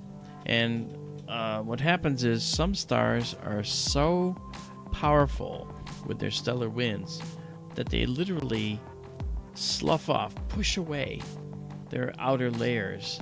And that's what's happened with this object we're about to see. It's right here, and I'm going to move over to it. This is called the Dumbbell Nebula, and obviously you'll see why. You can almost imagine why. But this object is neat because it's a star that is so hot, 50 to 55,000 Kelvin, that it has managed to literally push some of itself away from itself. And the core is so hot, and its stellar winds so massive that it literally shoved away a lot of its material already. And it then, of course, ionizes that material because it is so far away. I'm sorry, it is so hot, and it pushes the stuff so far away. And as we get close to this now, this will be good because we're going to see another object forming down here. Okay. All right, we're going to do now, this is going to be a 25-second shot. Longest shot tonight so far. And we're searching for a guide star. We should find it. And I will take this down. And in our buffer, you'll see the last image we took of the beautiful Dumbbell Nebula, complete with some other gorgeous dark nebula in here. And then you'll see that get overlaid now. That's not lost, it's been saved. And now you'll see the Dumbbell Nebula. Look at that. So we're going to color correct first. Then we're going to do a basic process, and it's going to do that to us, but which is fine, because what it's going to show you is all this other material, all these other nebulae. This is embedded in all kinds of nebulae. And the star we're looking at is that little star right there. Now, this star is, the one we're talking about is the one inside that square. Okay, right in the middle of that square. Okay, that is a Wolf-Rayet star. Wolf-Rayet, W-O-L-F-R-A-Y-E-T. Wolf-Rayet. And the Wolf-Rayet stars, as I said, they're known for these powerful stellar winds. And the star has literally pumped off from its stellar winds a huge amount of itself. And you can see the wind, the bubble here. Okay, right there. It goes all the way around. And this is an area of density that may be behind the star in part, or in front of it, or behind it and moving around to the front of it. I think it's actually a three-dimensional thing we're looking at. This is behind the star, and this is in front of the star. So it's like a thing like this sticking around, and you see that bright spot up there. That's kind of what we're looking at there. In my view, I think that's what we're seeing. Because this is all dark nebula in here, and this star would very much illuminate that if it wasn't in front of it. And this stuff is in front of that star. This stuff is behind it. And the hydrogen gas in the region is being ionized. We have a ionization shell here, and the bubble's almost perfect here, which indicates to me that there wasn't a lot impeding that bubble from expanding in that location when it first came out.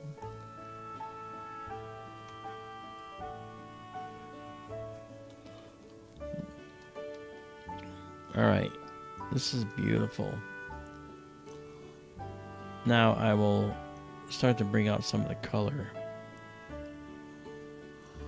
Something I've never gotten entirely straight in my head. I know I asked you about this during another recent stream. You would call this a Wolf-Rayet nebula. I asked whether it could be considered a planetary nebula. The planetary nebulas, like we saw with the Dumbbell and with the Ring Nebula, those are relatively small stars, and you might say they're puffing off their outer layers, puffing them like relatively gently. Well, they already did. Well, yes, and the Wolf-Rayet is actively, it's not puffing or huffing, it's huffing and puffing much more strongly than a smaller star would. Yeah, it's still undergoing fusion, whereas the white dwarfs don't. So that's the first key distinction. And when you look at this star, you'll find there's also emission lines as well, because of what surrounds them. And we don't see the emission lines in a white dwarf in the same way. So that sets apart the Wolf-Rayet stars from the white dwarfs again. And the other thing is that this star is actively heading towards supernova, whereas the white dwarfs are finished, and they're just going to gradually cool over many billions of years to become black dwarfs. So there's no active processes on a white dwarf at all. The only type of active process that white dwarfs can engage in is a nova, which is when it's a binary star, as you know.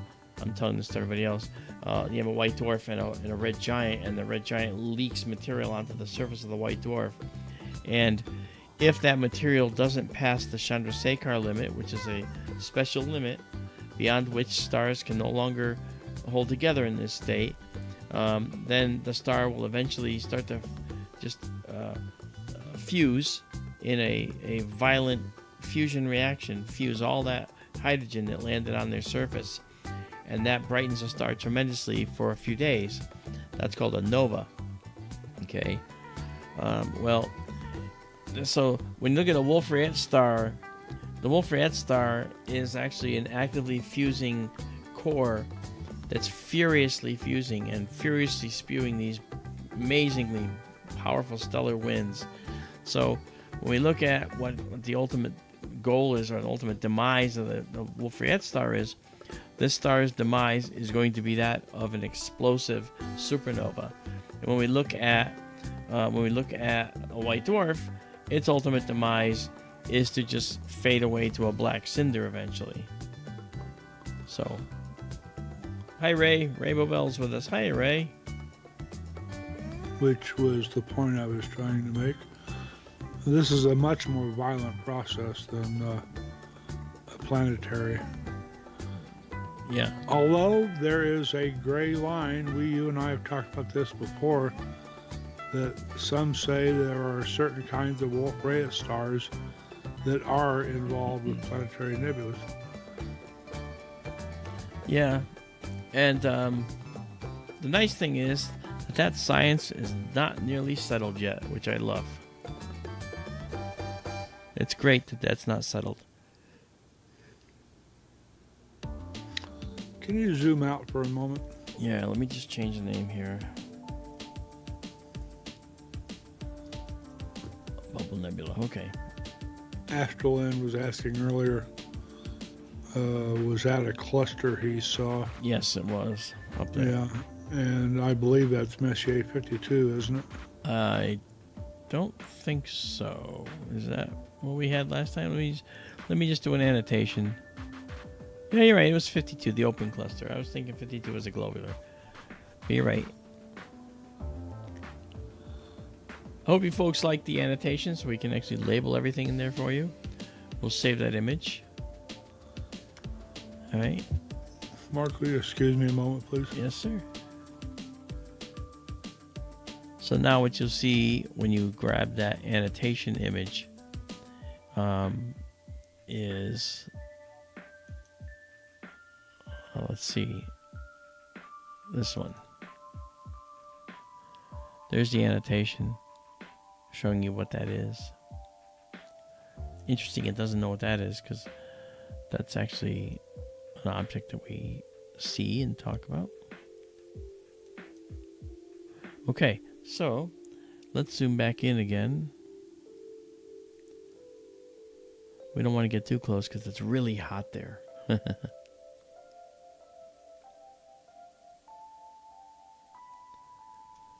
That's beautiful. All right, this is 81% of our sensor. I could go to 100, but this is actually pretty cool.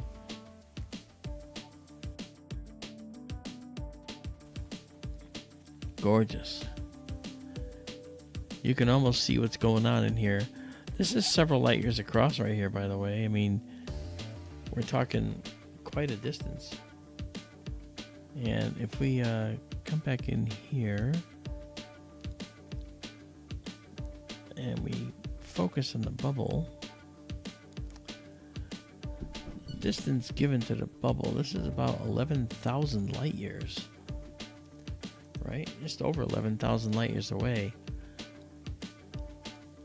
So we can measure this. I can take this into Photoshop, measure this distance, and put it through a computer program I wrote, and it will tell you exactly how big that bubble is in light years.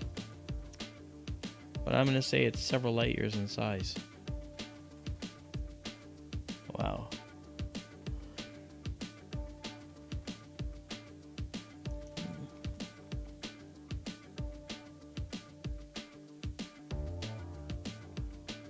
Okay, let's try this. That's pretty. Color correct one more time.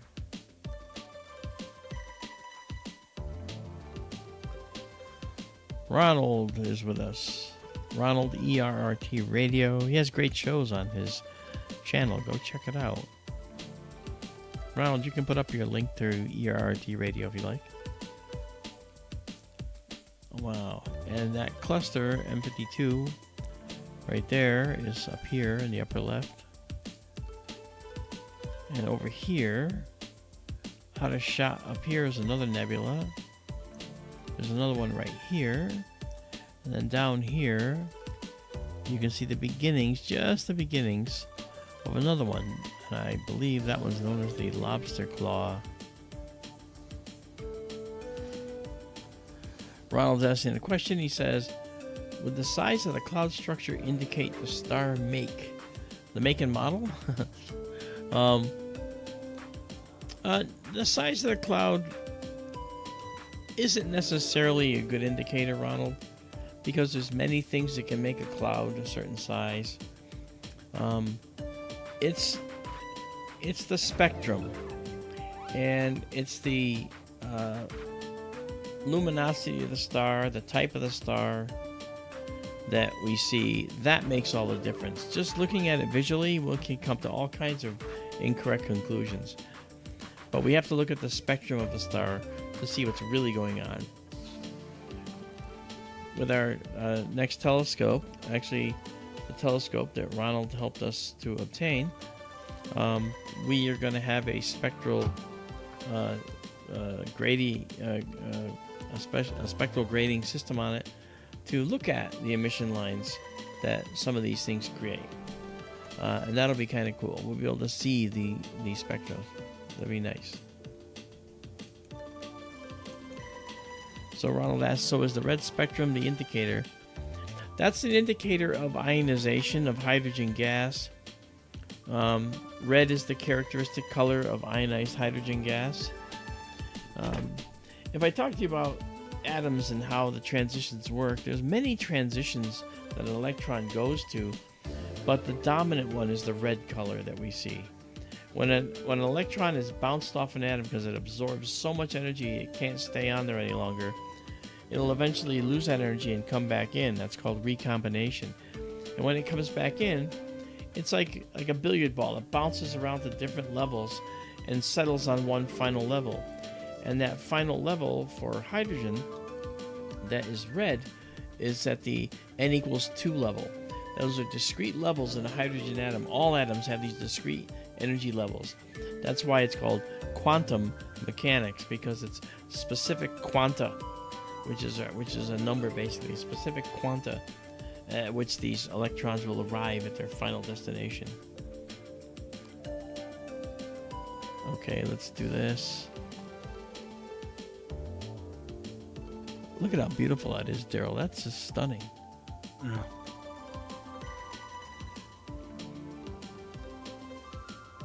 Yeah. Michael H. asks, Mark, can we see asteroid 2024 PT5?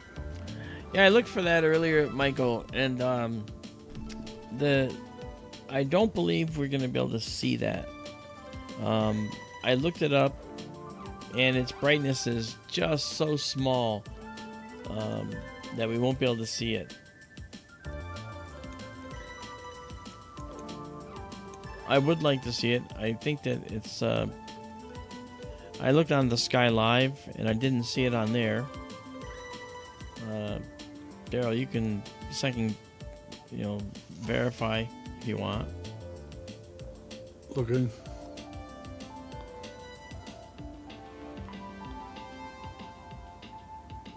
And Michael Hedrick also has a question. Did the bubble used to be bright? The bubble is bright now. This is something that we're seeing as a result of this really, really powerful stellar wind from that star. You might say it's so bright that you wouldn't want to be anywhere close to it, because it'd probably kill you. It would fry you from several light years away, yes. Daryl's looking up to see if what the brightness is and where it's located. And if we could try to look at it, we can. We'd have to take a long exposure of the field and look for a faint line passing.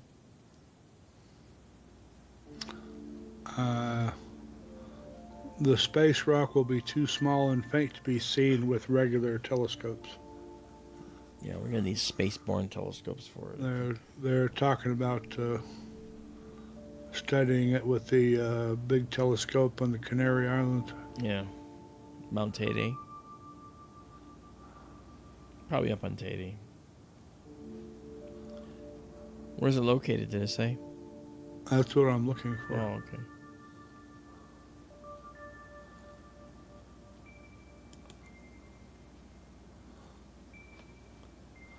This is gorgeous, man. So you notice that the more exposures we take, guys, the clearer it looks, the better it looks. Let's see how it looks inverted. Let me, first, let's see what else is in here. Let's over process for a moment.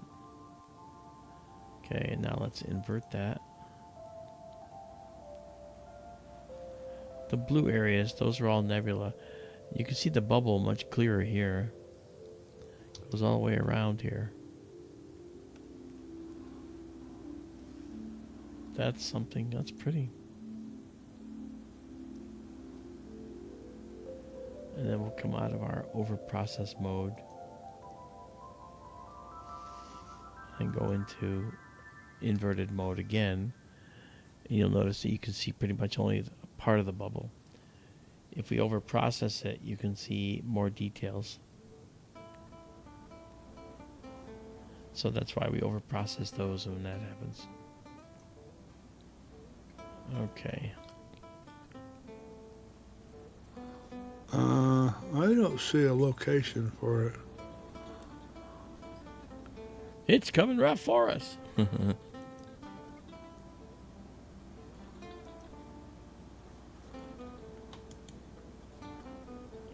let's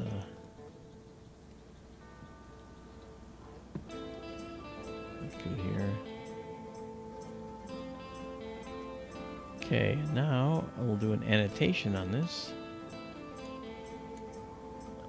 which we did before. I'll save it with annotations. All right. Yeah, we'll look at over processed again, Michael. So you see what's missing here. You see the other nebula I was talking about is up here to the right. We got this cluster here. This is a very dense area of nebula. And then we have what's the lobster claw nebula down below. You know, but it's not something that's easy to visualize because it's over brightened. Take it away and we can actually more manage it by doing this. Bringing this up slowly. Like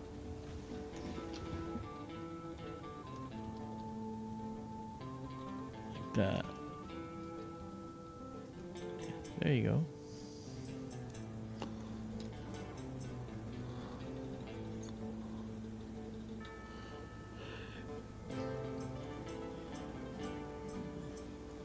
Right, that's really pretty, man.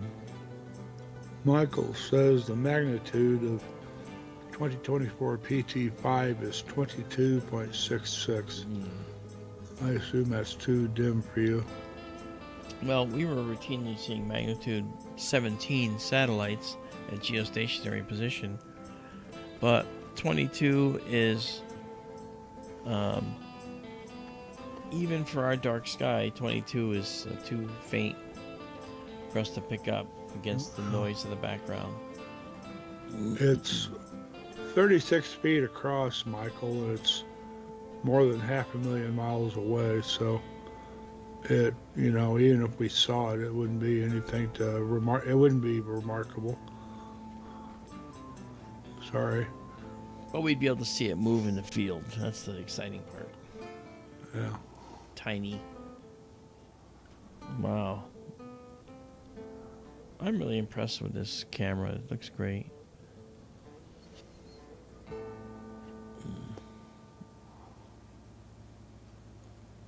There we go.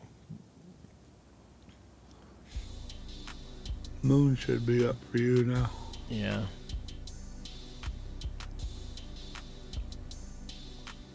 Okay, this will be our last save.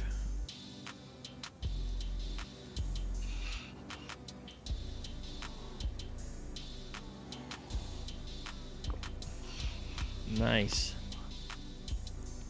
Well, Michael, they're calling it a mini moon. I mean, it is temporarily in orbit around the Earth, so, you know, definition of it's a moon. Earth has a mini-me.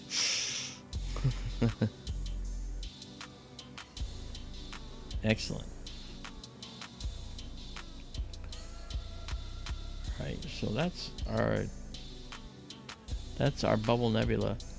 Really pretty. That'll be up there for all to see shortly, 30 seconds or so. And then let's go back to the low light mode.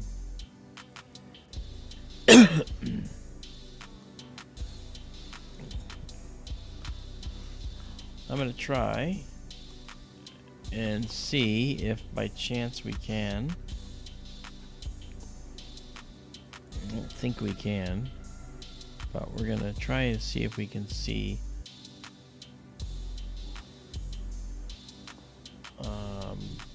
actually, let's get out of here. Let's go over here.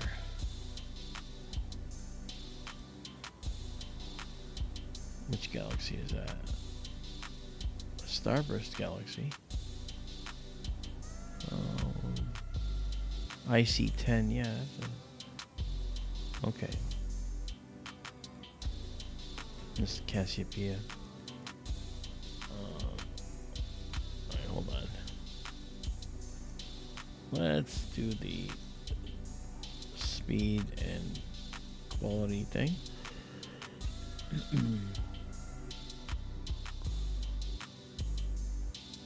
Okay.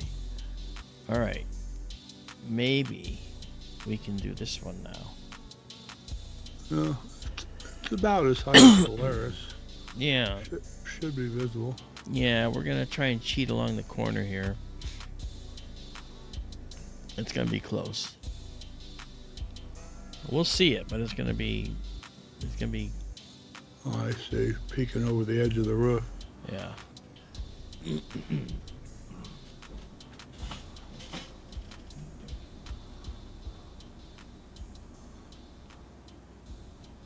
Trying to see where it is.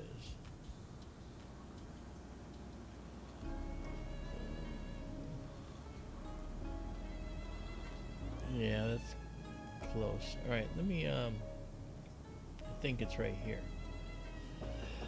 Let me move up here a little bit.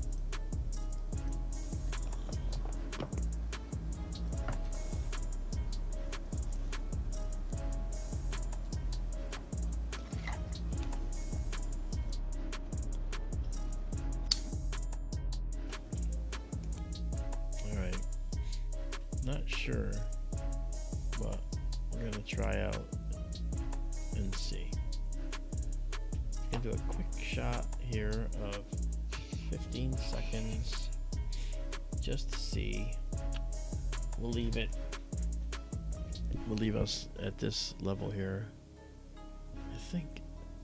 I thought it was here, but I'm not sure. Would it help to increase your gain? Yes, it would. Well, let's see what our 15-second shot shows us. Yeah, there it is. Okay, so it is there. Oh, yeah. Another galaxy is beautiful. Okay. So, let's go back to the 1-second shot. I just wanted to make sure it was still where I thought it was, and it was, so that's good. This will be the first time we saw this with this camera. We've seen it with the other camera, but not this one before. Okay. So now I'm going to bring us into this. I think we're just sneaking this one in. This is Messier 33. It's a beautiful galaxy. You can see nebulae like the Orion nebulae, like Eta Carina nebulae, like a tarantula basically. In here, as seen in this galaxy, okay, like we see here, you see what their versions look like. You'll see supernovae, and I think this is the good place to start right here. Maybe one more jog. That's good. Okay, now we're gonna do a 25-second shot, and away we go. We'll go into our deep sky mode. Summer of 1980, I was living in a log cabin up in the mountains of Colorado. I was at about 11,000 feet altitude. I had probably the darkest sky ever, and M31 Andromeda was obvious and large in the sky. And I swore to myself I could see M33 naked eye. Wow. Just a little dim fuzzball, but Yeah, I thought I could see it. you probably could. I think Izabela's here. Oh, no, she might be lurking. It's early in the morning for Izabela. But she might be here lurking. If she is, she might be coaxed into leaving a message. If folks say hi to her. Michael is.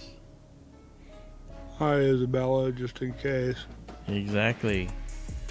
So you're going to leave the gain at 140? Yeah, because I want to just see how it comes out. I'm going to lower the noise, you know what I mean? This camera is optimal at around 100. So we should be able to see all the detail at 140. Notice that we get a little red in here. We're getting just a little bit of the we're getting just a little bit of the building wall in this. Red light from the camera shining on it? Yeah, there's a little tiny light on the camera, yep. Excuse me. NGC 602? 604. 604, yeah, thank you. That's a star-forming region and stellar nursery there. Here's a supernova remnant in the galaxy here. Here's another beautiful nebula in the galaxy. That's big. Here's another supernova. Characteristic colors of supernovae. Okay, blue. There's a lot of blue stars in the spiral arms. These blue stars are areas where stars are just forming. Okay. Yeah, we're doing this through a little haze tonight. There might be fires. I know that the DC-10 was being used to fight fires out there. Arizona or California? Arizona. I heard there were fires there too. Yeah. As I said earlier tonight, I looked at Arizona on windy.com and it looked like there was some haze evident. Yeah. All right, let's get our levels adjusted here. Really bad here last week, Yeah.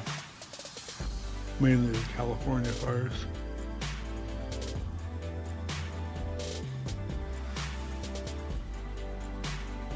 All right. Messier 33 here. This galaxy is around 2.7 million light years away, so we're seeing it as it was 2.7 million years ago. Think what was going on 2.7 million years ago on Earth.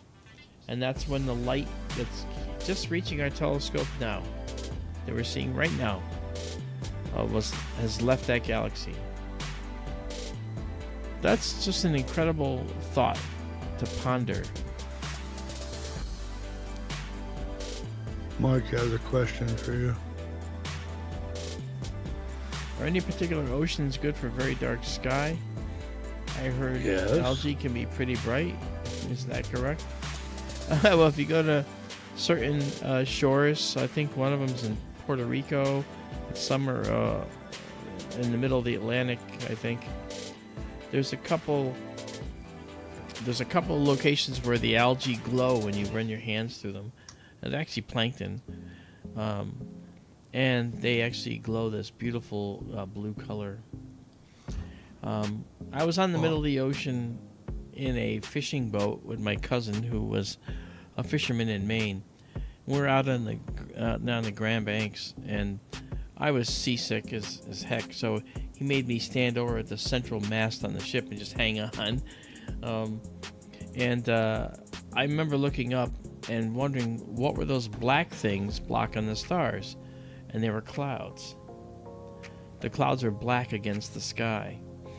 And that's actually similar to what we see here in this shot.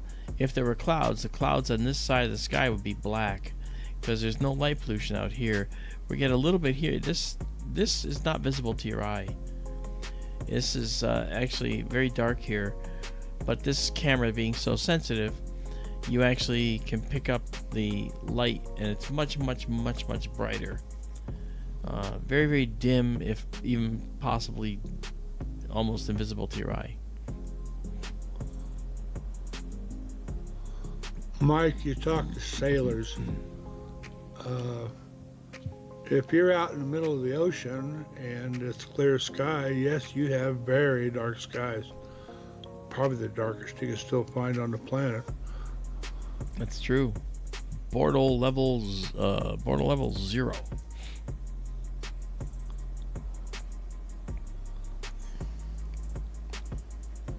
Yeah. I'm going to thank somebody gave us a compliment back here. Walter Kukubinski says nice work. Thank you, Walter. That's very kind. If you haven't subscribed, please do.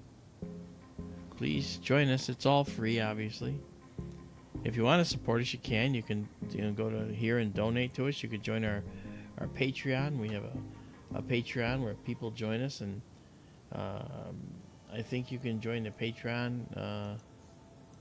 You can be a Patreon member for as little as $3 a month, and that would be very helpful because none of us are getting paid. I'm not getting paid.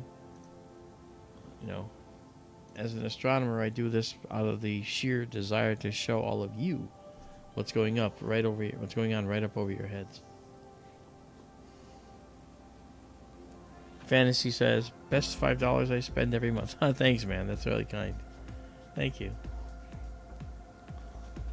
Susie Karasik says, unfathomable. Yeah, this is true. When you think about the time it takes light to get here.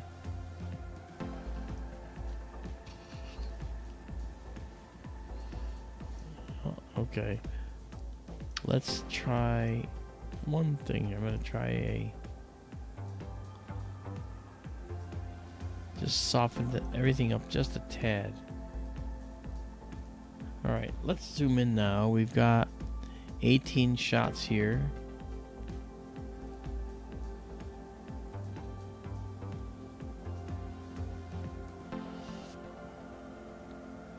Okay, there's NGC 604. This camera shows this complex very much more detailed than our last camera, Daryl. Yeah. Yeah. The last camera, much of this detail in here was not reachable. It's not a bad camera. We're going to use it on the new telescope, and it will be perfect. It's actually better tuned for that telescope's focal length. Look at this supernova remnant here. You can actually see that it's the central portion's bright, and then you got this sphere of blue ionized oxygen around it. Look at that. That's cool.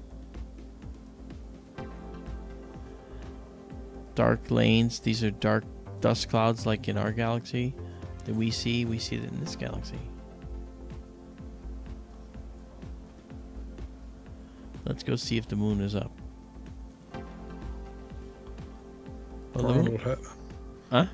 Ronald has a question for you. Okay. The moon is not up yet. It's on its way. Excuse me. All right. Yeah, look. Oh, wait, it might be. It might be up. It's just out of shot down here. I don't see any sky glow, though. That's good. All right. Ronald, what's your question? Ronald. Is the next image 10 a good camera? I have to look, Ronald. I don't know. I don't know everything. But maybe. I have to find out. I'll let you know. Let me color correct this because I think it needs color correction. Weather Underground for Wickenburg says the moon rose at 10:28, half an hour ago. Okay, so it's got to be below the field of view of the all sky. It's also last quarter, roughly, so it won't be that bright in the sky. But bright enough to cause problems. Look at this detail in this object right here. I'm actually going to enhance this because I haven't... I'm going to run this with an enhancement. I have it off. Let's watch this now. Yeah, look at that. This really enhances detail in here. Wow. Let's see some dark lanes now. Yeah. I'm gonna drop this down.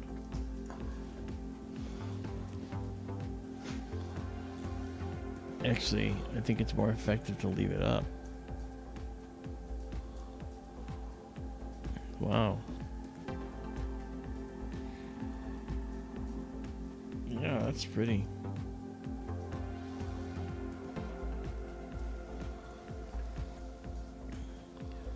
I really like this nebula up here. This is looking really cool.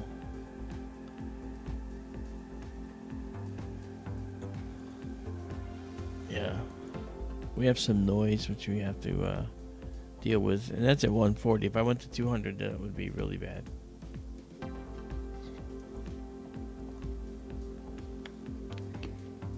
Okay. Let's do this.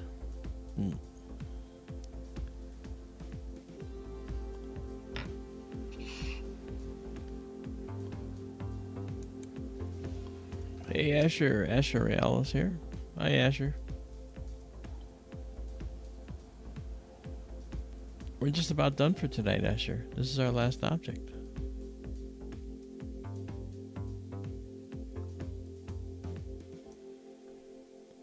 Renee, yes, that's right. Live video of interstellar outer space. I like that.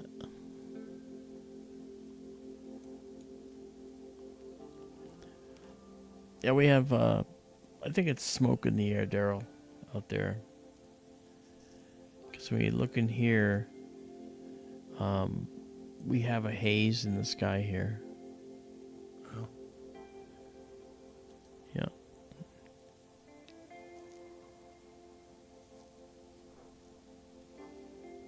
If I miss, unless I missed my guess, isn't PT5 up in Draco? I think it's up in Draco. But we can't, like we said, we can't see it. It's only 30 something feet across.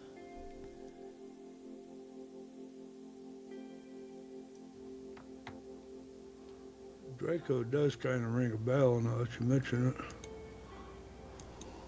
Wow. Don't know for sure.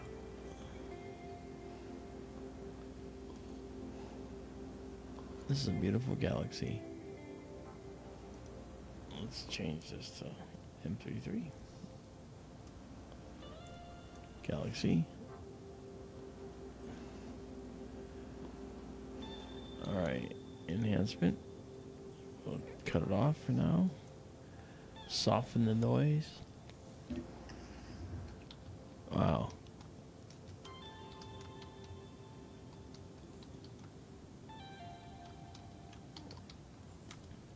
I got to call your attention, guys, to these tiny little white dots. See these little white dots? Let me zoom in a little. See, like these white dots that we're seeing in this galaxy. Those, the faintest of those white dots are possibly globular clusters in this galaxy, as seen from here. Yeah, the moon is affecting us. See this gradient here, this red and all that. Yeah. Oh. Yeah. Yeah, those might be globular clusters we're seeing in there. Let's get rid of some of that. Yeah, I guess we're stuck with it. Alright, well, I'll just save it here and call it, because Did your telescope display go dark? no, it's right there. I don't see anything on it. I know, because it times out after a while. Okay, so let's get out of this. Go back to the low light mode to say goodnight to everybody. Hope you guys had fun tonight. This was kind of fun. It was amazing, as Renee says. Yeah. A lot of fun. Okay, I'll watch the display, Daryl. See, it's back. Okay. Yeah, thank you all for coming out. And I will see you again. And hopefully we get to do this all over again. As the season progresses, Messier 33 will be overhead eventually. It's way off to the edge, and we're actually looking at it through the observatory roof a tiny bit. So we're not getting the full benefit of it, so it's not as clear.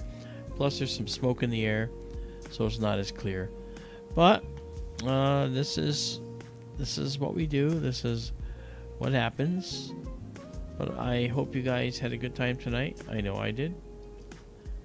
And I'm parking the telescope now. So you'll see the telescope heading to its parked position.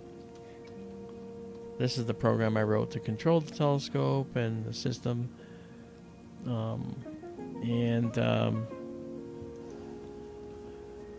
It'll say telescope parked, and I can turn it off. When it says that, I'll turn it off, which is now. That's it. Turned off pier power, and now I can close the roof and watch over here. You'll see the roof close. Here it goes. Good night, telescope. It's been a great night. All right, folks. Well, thank you for coming out. It was great. Good to see you. And I will talk to you, as will Daryl, in the coming days. So, Good night, everybody. good night, everyone. We'll see you later.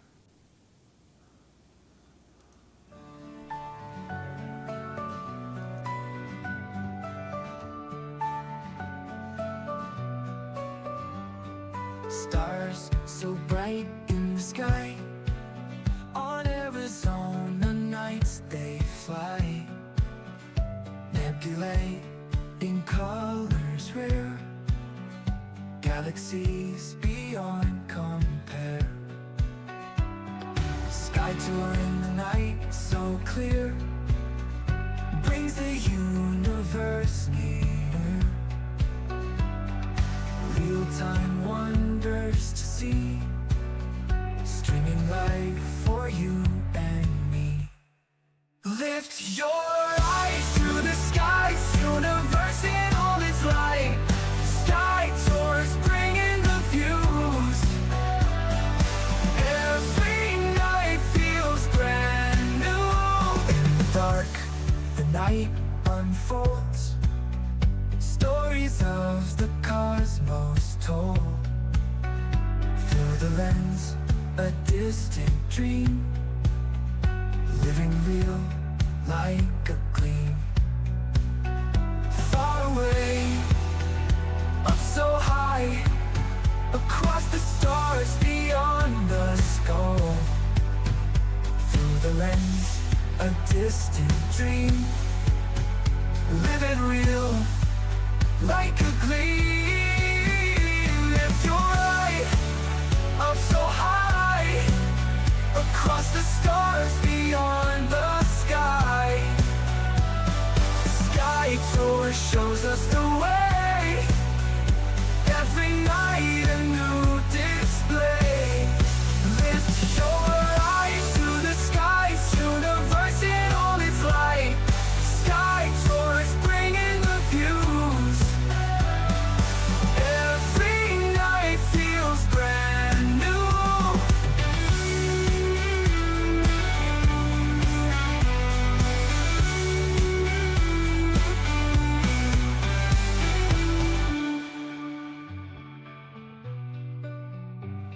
your eyes to the skies, universe in all its light. Sky tours bringing the views. Every night feels brand new.